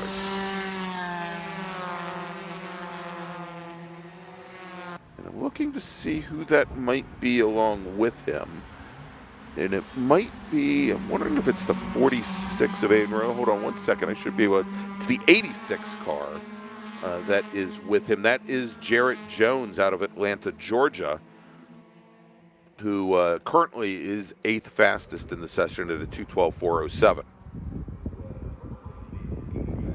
An interesting pack of cars here at the boot. Once again, cars bailing out of the lap here in Sector 3, trying to get out of the way, kind of the cars around them, but more just get themselves back in a position to gain an advantage.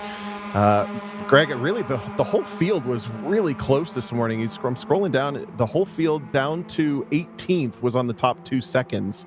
And there's a whole chunk of cars, maybe from 5th to 15th, that are on the same less than 1 second.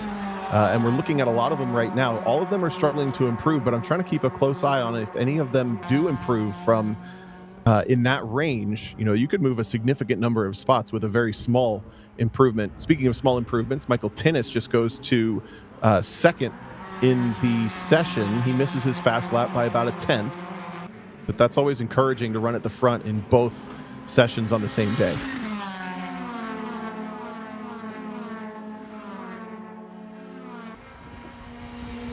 Not surprised that this is the other group we're going to see pushing those track limits big time. The only rule is that you can't rejoin back onto the track surface. That's counted inside the white lines if someone else is already there. But if everyone's doing it, you don't really have to worry about that. And these cars with a little bit more weight and a little bit more power, they're going to take the curbs a little bit better and reward using that extra distance a bit more than we saw in Spec Miata. William Wallace and Lincoln Larson at the front of this group, kind of pulling away from the rest. They had a really good run through the inner loop into the outer loop. But again, you know, this track's a little bit misleading. You do barely any cornering on effectively the first half of the lap's distance, and then you clear that inner loop, and all of a sudden the last half of the lap has 80% of the cornering in it. And it's really difficult to complete a lap having gotten that big old draft all the way up to the inner loop with all of these corners at the very end. Look at these cars 6 deep. It tightens up. Yep. And Tom, I'm wondering if they're going to catch up to him here. Just got word, and I believe he's coming out of turn 9 now. Cam Eben in the number 66 car has been off the pace, considerably off the pace, since the inner loop, and he's only got 2 more corners. And I believe that this is him right here.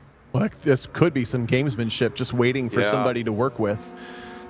That and I think that probably is the case, because he is still on track, and he's coming by us on the front straight, Tom, probably doing about 60 miles an hour. You know, most of the highways here in upstate New York have a 55-mile-per-hour speed limit. Maybe maybe he's just used to running that.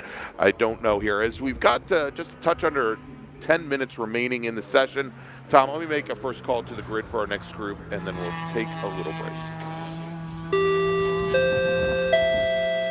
Attention in the paddock, first call for race group 5. Formula Atlantic and Continental FE2, Prototype and Prototype 2, please head to the grid. Race group number 5, Open Wheel and Prototype racers, please head to the grid.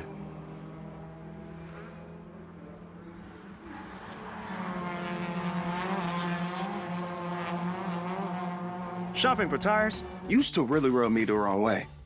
That was before I went to TireRack.com. TireRack's tire decision guide made it easy to find the right tires. Talk about secret sauce. You might ask, well, you bought them. Now how are you going to put them on? No problem. TireRack has thousands of recommended installers. I chose one that does mobile installation. A technician brought the tires right to my house. He's installing them now. Almost finished, Herb. Take your time. I'm just marinating. TireRack.com, the way tire buying should be.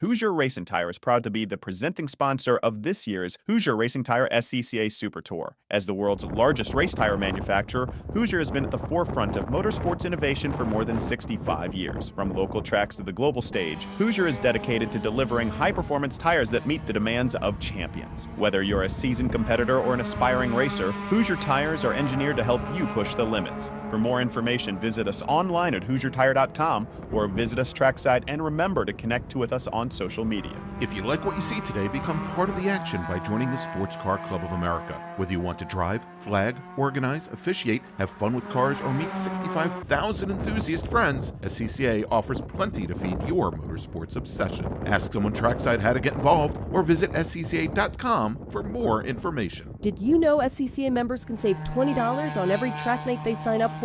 That's right. Track Night America, driven by Tire Rack, now hosting 150 events at more than 30 tracks across the country, is the easiest and most affordable way to get you and your friends on track in street cars all year long. Visit tracknightinamerica.com to learn more and get yourself on track.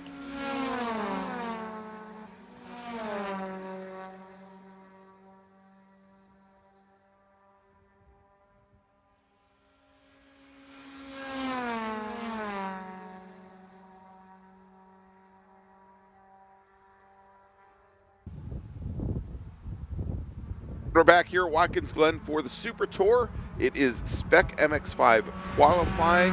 And Tom, big development here as we went to break. Frankie Barroso now, who is your provisional pole sitter in the class, he is sitting stranded now on the side of the racetrack down in the boot section. Kind of hard to see him there, but if you look to your left, just as the about halfway down the road there, he's on what is our left, his right side of the track, and that is where he has stood now for the last 3 minutes or so. And I think they're going to leave him there until this qualifying session is finished. Second fastest driver now in the session, Michael Tinnis, with a 2:11.2, and that's a 2:24, which right now would be good enough. Be good enough for sixth fastest. Luckily for Michael, he came into the session fourth fastest.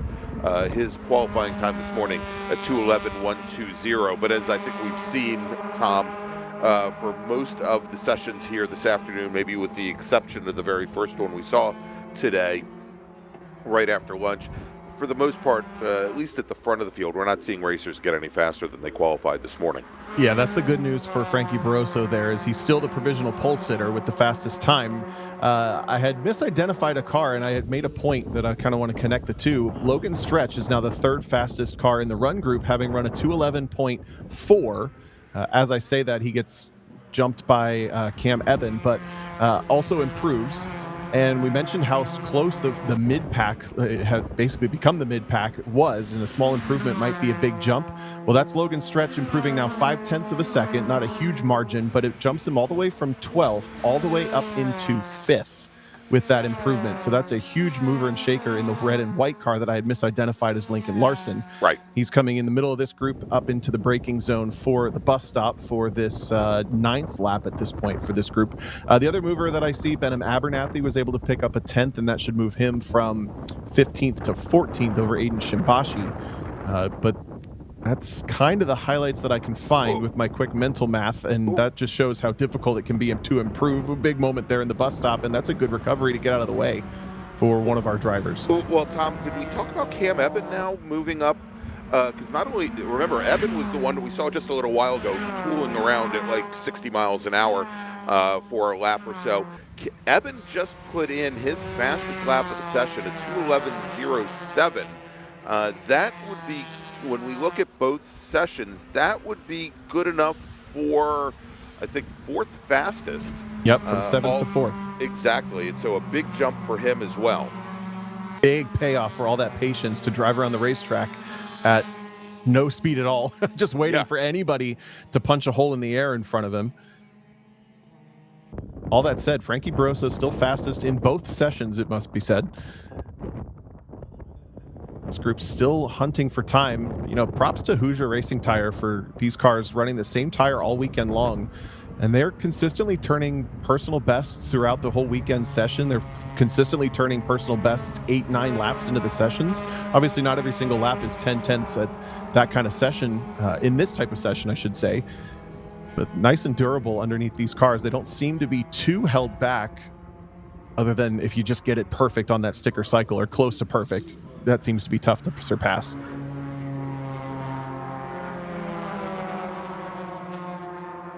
All right, And now as they come down the front onto the front straight here, they are stretching out. We did have one car head to the pit lane, and that car being, I think, the 19 car of Michael Riccio, who is currently 10th fastest in the session out of Concord, Ontario, Canada.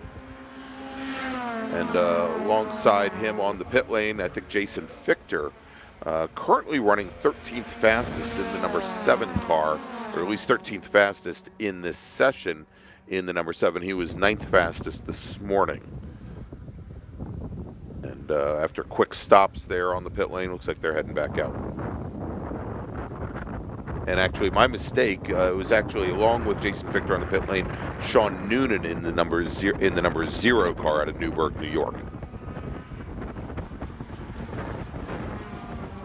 And Fichter and Noonan now going to head back to the pit lane, or head back to the paddock. Pardon me. I'm pretty sure we're watching all of the cars on the racetrack here, this little pack of 5. That is Logan Stretch leading Benham Abernathy. Frankie Barroso is at the back of this group. No, excuse me, Ken Eben is at the back Barroso, of this group. Eben. Yep. You got the 133, I think the 10. The Christopher M is in there. Yeah, the 46, I think, is in this group as well. Is that right? Yep. Aiden Rose. Aiden Rose, yep.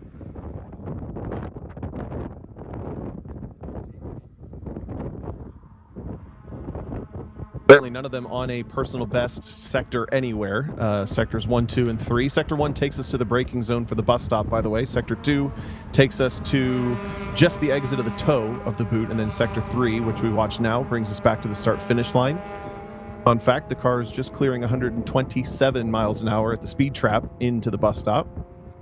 But not hardly any green anywhere on the timing screen. I think this is just kind of late stage lapping in the session, as Logan Stretch going to dive to the pit lane very late. Yeah, looks like Evan's going to follow him. Yeah, and if they don't, they're going to see the checkered flag displayed here on the front straight here. And so the last few drivers that did not head to the pit lane, they are, well, they're going to have their cool down lap now. So that is going to wrap things up for SMX Spec MX5 qualifying, where Frankie Barroso, although he is currently sitting trackside at the moment, there at the sole of the boot, fastest driver on course. He is going to go into tomorrow's race as your pole sitter. At least he should. Again, not everything official.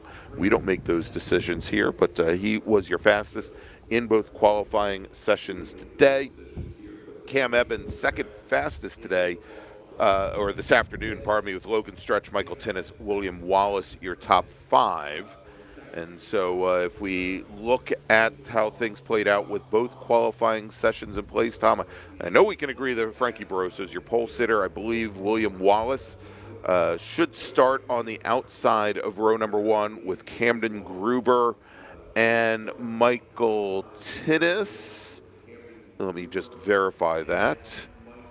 Well, Tinnis had a 2:11.12. Cam Eben at a 2:11.075. So move Eben up to the outside of row number 2. Then Tinnis, then Jarrett Jones, I believe. Yep. You're better at this than me, Tom. You're nailing it. So that would be Barroso, Wallace, Gruber, Eben, Tinnis, Jarrett Jones, and then Logan Stretch. That's going to be your top 6. I think then we rounded out with Wes Ducek, Mitch Lowry, Jason Fichter, and Aiden Coleman should be the rest of your top 10. All right, well, that's going to wrap things up for SMX qualifying. They are scheduled to be on track tomorrow.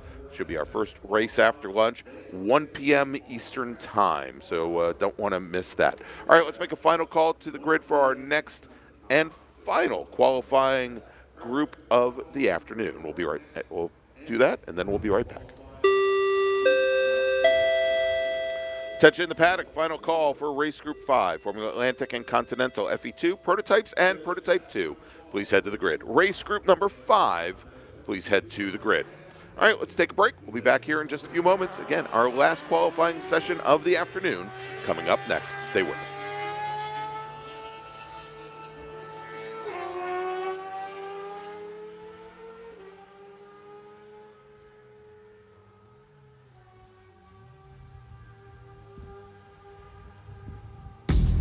We're not supposed to be out here. Outside expectations. Built for the outdoors. With the capability to climb this high, we're not supposed to be out here. Which is exactly why we are. The off-road ready Mazda CX-50. We're looking for outsiders.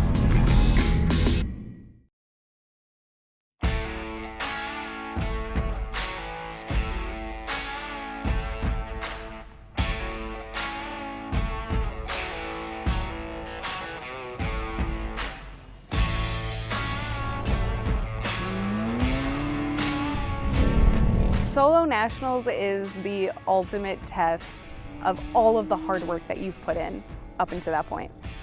I look forward to Solo Nationals every year. I want to be here because it's an intense competition, it's a great community, and just so much fun. Solo Nationals is probably my favorite and only event that I would do for the rest of my life if I had to pick one. There's a combination of the agility that it takes to drive the car through the course in autocross that you don't get anywhere else in motorsports. You only get 3 chances at it. It's the national championships, which all of us care a lot about. And it's people I've known for 20 years at this point. So, and I've grown up with these people. I love it over there in paddock.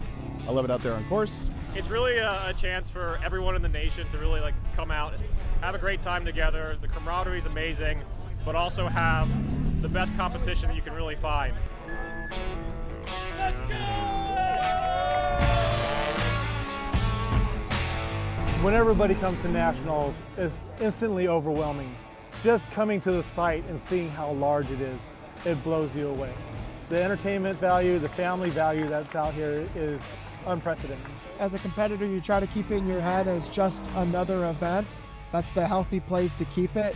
But at the end of the day, it really is something special. There's no other motorsports event where you have 1,300 competitors all driving the same obstacles, the same course, all competing against each other. Yeah, there's nothing else like it in the world.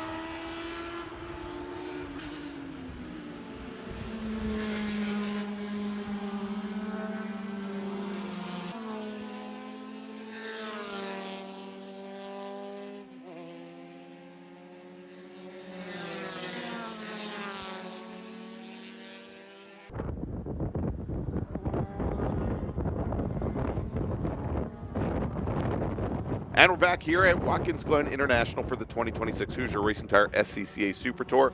And Tom, we made it. It's our last qualifying session of the afternoon.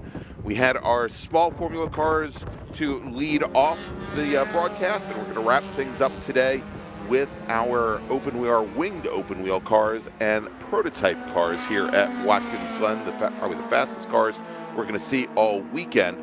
Formula Atlantic and Continental, FE2, another one of our classes, and only, I believe, a single prototype was on track for qualifying this morning.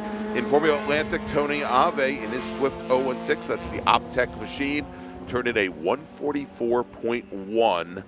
Jeremy Hill, almost 4 seconds off that pace, the Ohio Valley region driver. Gave us a 148.320. He's coming down from Seguin, Ontario, Canada. In Formula Continental, Dean Kirlup in the Kirko Van Diemen RFO1, representing the Detroit region, was fastest at a 153.6, with Carter Sheets second fastest at a 156.7. Over in FE2, Keith Jocelyn in the ASI signage machine out of Grand Island, New York, had a 154.104, with Mateo Naranjo out of Edwards, Illinois, a 154.309, so about 2/10 separating those two drivers. And then finally, I mentioned our single prototype racer, Daryl Schaff out of Reading, Pennsylvania, in his Elan DPO2, was fifth fastest overall, had a 153.8 this morning.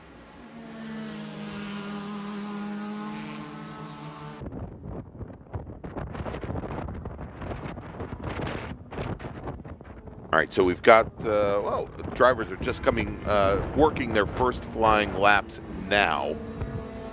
And, leading the field on track, I believe that is the 00 of Jeremy Hill in his Formula Atlantic first driver. Tony Ave not coming out on track in his Swift. Keith Jocelyn decided to keep his car behind the wall as well in FE2. All of our Formula Continental drivers have taken to the track, as has Daryl Schaff. Bit surprised by that for Jocelyn here in FE2. He only has a 2/10 advantage over Mateo Naranjo, who is on the racetrack right now in the number 80 Formula Enterprise. Those, again, spec racing Formula cars from SCCA Enterprises. And about 2-liter motor, I think, paddle shift. Got to drive one of these here a couple of years ago, and they're so fun, so quick. But again, Jocelyn just kind of leaving the door open potentially, unless he comes out late in this session for Naranjo, who only needs to get into the 153s. Even a 154 flat will do it for him. On the other side of the coin, Tony Ave, not a huge surprise to not see him out there, as he enjoyed a 4-second advantage over Jeremy Hill this morning. Now, that's not to say that finding some big chunks of time like that isn't possible. I think it's way easier to find time in a car like this, with the ceiling as high as it is, for the speed that they can carry relative to something like a Spec Miata or an SMX that we've already seen this morning. So let's say the door's still maybe propped open there in Formula Atlantic, but not swung wide open like it is in FE2, with Jocelyn not taking to the track. Yeah, I mean, you could always go and trim out the wing if need be, or the wings if need be, maybe generate a little bit less drag down some of these straightaways here. I mean, there's certainly opportunities to find time, besides just with your driving ability, of course, here as well. Although, again, that 4 seconds, that's going to be a lot of time to make up for Jeremy Hill here, as he's got just one flying lap in the books at the moment at a 153.2, which is about 5 seconds off what he ran this morning. But again, still getting himself and getting the equipment all warmed up and ready to go here. Yep, all of these cars running a proper racing slick, so they'll kind of build up heat a little more slowly than some of the production cars that we've seen in some of the other race groups, where they peak early and kind of stay there or trickle off just a little bit. All right, Mark Sherwood now giving us a 149.8. So he's getting a little closer, about a second and a half off of where he was this morning. And Sherwood to a 151.508 over in Formula Atlantic. Mateo Naranjo, a 153.82. And so, Tom, you said it right up front. All he really needed to do was get into, in the 154 flat range or in the 153s. And so now Matteo Naranjo taking over pole in FE2. Good effort right off the back. Now, Greg, I'm trying to tell. It's quite windy there today, but I can't quite tell from I'm sitting at my house in Ohio which direction it's blowing, because this is the only race group that would really be affected by the wind with the amount of aero dependence that these cars have. But it looks like it might be basically a non-factor around the lap. Is it blowing? It's blowing. It's basically a crosswind over each one of the straightaways here, whether it be here from, as we just saw there, down at the heel of the boot, or on the front straight, or the short chute heading towards the bus stop. Probably where it would present the most challenges for them as they're coming up through the S's from turn 3 through turn 4. Yeah, might get just a bit of a tailwind right as they cross that bridge. And right here, this short section, they run into the wind. Right. Here's it's going from this view here. It's going from your right to your left. Probably best case scenario with as windy as it is. Keep an eye on personal bests with 13 cars on the racetrack. Actually, 11 cars on the racetrack, 13 in the group.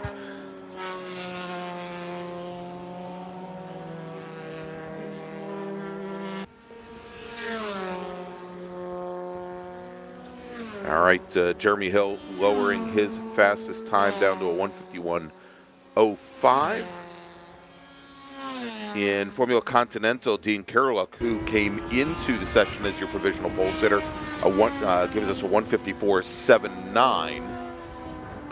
So he is still about a second to 1.1 seconds off of where he was this morning.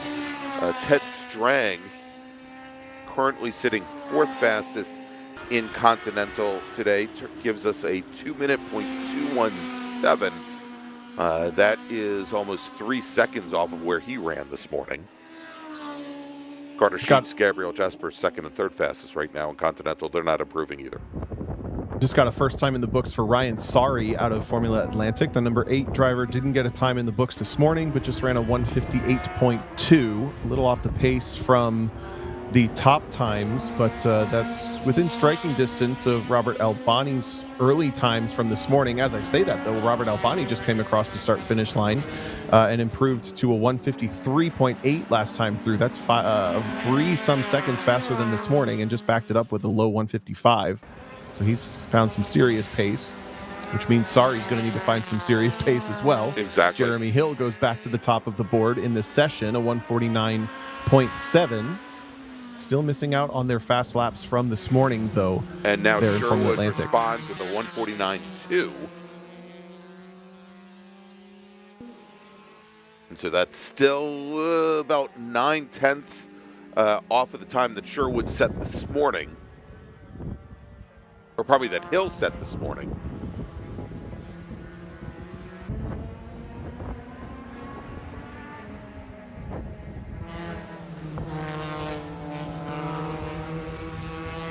And just a reminder, this is the final qualifying session we're going to have today. We're going to start tomorrow's broadcast at approximately 8:30 tomorrow morning.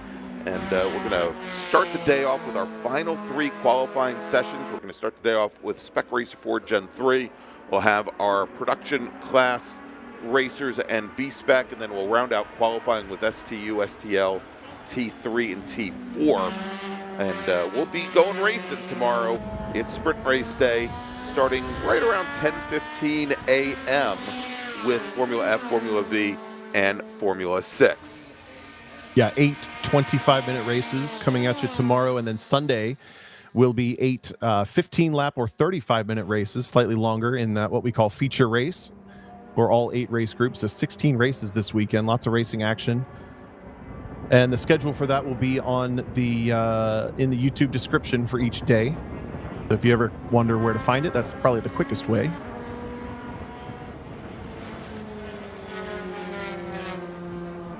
So far, Greg, oops, there's the first one, Brian. Hey, you said it, not So me. far, Greg, still not seeing a whole lot of improvements around on any of these classes, which is maybe a little bit of a surprise. Matteo Naranjo in Formula Enterprise 2 did improve another 0.2 or so that will put him now a whopping half second up on Keith Jocelyn, coming to the green flag tomorrow. And then Russell Strait a little further back from there. Daryl Schaff, running uncontested in prototypes, also improved his fastest lap from this morning by a full 2 seconds. That's the only car out there with wheels covered and full bodywork. That's a nice pickup for the number 94. Yeah, and I'm trying to determine based on yesterday's times, or not yesterday, this morning's times and this afternoon's times, where Daryl Schaff would land. This morning he was 5th fastest with a 153.884, and currently 4th fastest at a 152.867. So he's probably still going to be right around 5th fastest because we don't have Tony Ave out on track today, or this afternoon. So probably not advancing. Looks like he'll likely still start on the inside of row number 3. Mark Sherwood and Jeremy Hill still going at it back and forth. They've exchanged fastest laps in the session a couple times, but Sherwood still has it.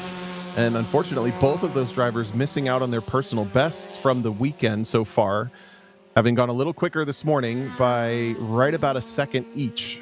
So just a little bit off. It looks like both cars have some pace in there, and now Robert Albani goes quicker once again. The last time by, it's now within about 3 seconds of those cars that sit second and third in the overall grid.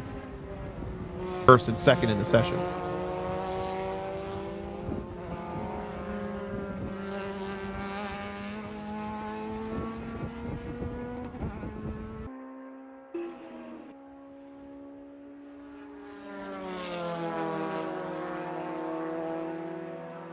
And Dean Kerouac resets his fastest lap of the session, coming across the line at 153.475, almost a little bit more than 2.5 seconds up on Carter Sheets so far this session. Sheets came into this afternoon's qualifying second fastest in Formula Continental, with Kerouac your provisional pole sitter.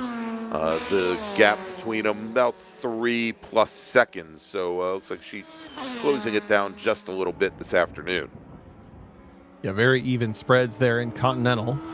Jeremy Hill went a little quicker there in Formula Atlantic last time across the start-finish line, as they are now working Sector 2, but it wasn't fast enough to nip Mark Sherwood, so it's still Ave Sherwood. Nope, it's still Ave Hill Sherwood in that order from this morning. Right. But Sherwood coming back at it. Those two cars really right on top of each other on pace in both sessions today.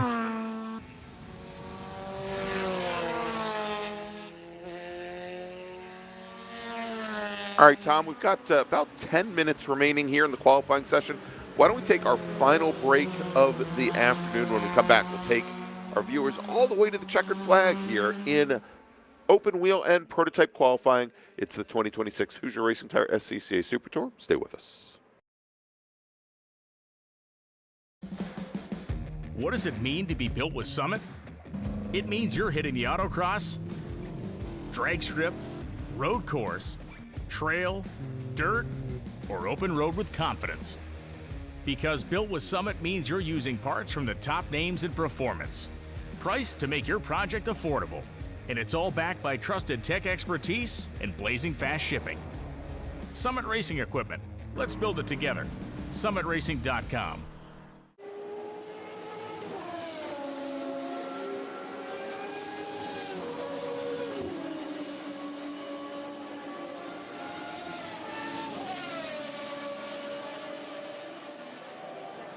Okay, track day checklist. Let's go. You got your gloves, your helmet, water, snacks, sunscreen, your car is prepped and ready to go. Oof, forgot your track day insurance, didn't you?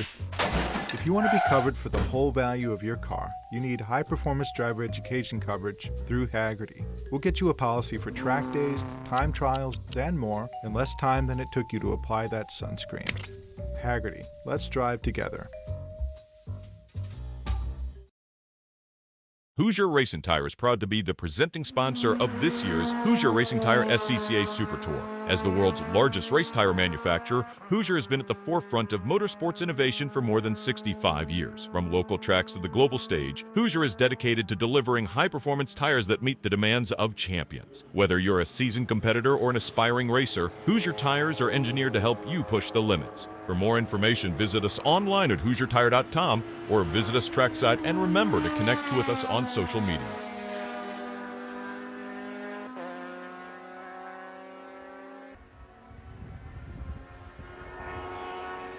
And we're back here at Watkins Glen International. It's qualifying for Formula Atlantic, Formula Continental, Formula Enterprise 2, and prototypes, Tom, where our Formula Atlantic field being led on track right now by Jeremy Hill, who just turns in a 1:48.541, not quite besting his time from this morning.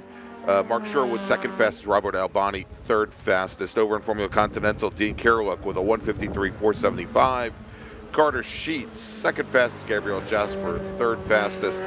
Over in FE2, Matteo Naranjo continues to lap the track here, and he crosses the line, Tom, puts the bogey time for Formula Enterprise 2 down to a 1:53 flat. And that is almost 8 full seconds up on Russell Strait, the only other racer out here. The driver who came in as the provisional pole sitter in FE2, Keith Jocelyn, did not come out for our qualifying session this afternoon, to his disadvantage, certainly, as Matteo Naranjo now going to start on the pole for class. Yeah, and that's a 1.3 second pickup for Naranjo, by the way, so a great personal improvement, as well as now onto the provisional pole. Like all of the Formula Continental drivers may be on the pit lane, or at least this lap. Daryl Schaaf still out there circulating, has worked his way down to a 1:52.1. That is 1.6 seconds up, 1.7 nearly up on his time from this morning now. And he's clicking off 152s like it's his job every single lap for the last couple at least. New personal best for Jeremy Hill, session best as well, 1:48.2. That is 1/10 up on his best time from this morning, so that inches him a little closer to Tony Ave. And I did want to point out, by the way, Tony Ave was within a second and a half of the track record here in Formula Atlantic. Ooh, big spin. Oh my. Coming off of the boot, and that's a little clunk of the wall into the tires. Probably no damage on that car, but it may be high-centered, Greg, and he has nowhere to go but forward into a tire wall. A quick look at it coming down the hill and then up the hill into the blind turn 9. We're going to call this the Achilles of the heel of the boot. Loses the back end on the way into it. So easy to do as the track levels out. If the car starts to walk when you turn in, it's really going to be in trouble about halfway through the corner. And I think that is that Russell Strait learning that the hard way. I think that may indeed be Russell Strait. And Tom, I'm so sad to hear that Brendan Kazmarek has corrupted you now as well into calling turn 9 the Achilles. Meanwhile, wanted to welcome Jordan Furman, Jordy Food, to the chat. Wanted to find out what I think this is the perfect time to talk about Mitsubishi products since they're so prevalent in SCCA road racing here. Tom, but no, I don't think the Pajero would end up as a B-Spec car. However, the Pajero Mini, the K-Class version of that little SUV, I could definitely see as a B-Spec car. A little top-heavy, though. May not be the best platform, but that would definitely comes with the territory in B-Spec. Yeah, I guess you're right. But it's also jacked up a little higher too. Little. Although the spring rates might be perfect for that car.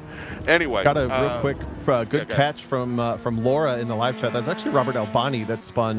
That's an old pro Formula Mazda that looks so similar in bodywork to the Formula Enterprises that I missed it. But that was Albani that now finds himself stuck. And Greg, we may be, did I hear, ending the session potentially early to retrieve that car? Is now out. You indeed did hear correctly. And Albani had just run his fastest lap of the session at a 1:51.8, but the checkered flag is now out. I wouldn't expect that. We did have at least one car now come across the line here, now down the pit lane, but with that car around over on the exit of turn 9. I can't imagine anybody's going to be setting any faster laps now. So let's go and run things down here in Formula Atlantic. Tom, Jeremy Hill was your fastest driver on track this afternoon with a 148.2. Second faster, and it sounds like Albani's gotten that car back underway, possibly. Sherwood, 1 second back from Jeremy Hill. Robert Albani, fourth fastest over in Formula Continental. Dean Kiriluk, who came into this afternoon session as your provisional pole sitter, turned in a 153.47. That was about 2.5 seconds up on Carter Sheets and Gabriel Jasper.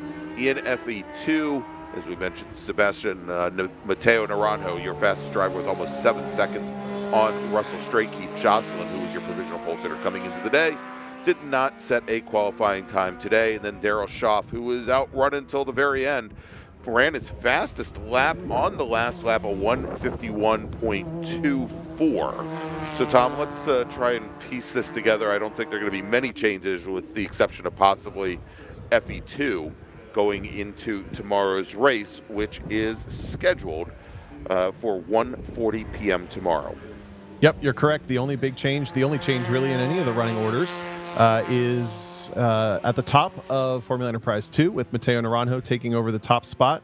Quick double check here between Gabriel Jasper and Ted Strang. It looks like Ted Strang did improve enough to take over third in Formula Continental, and then Gabriel Jasper will be fourth. Otherwise, what you read is correct.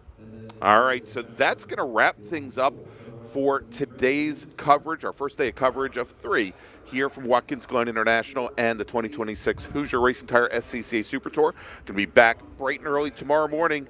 8:30 a.m. kicks off our final 3 qualifying sessions of the weekend, and then we go racing at 10:15 a.m. So want to thank you all for joining us, and we'll see you bright and early tomorrow morning. Have a great night.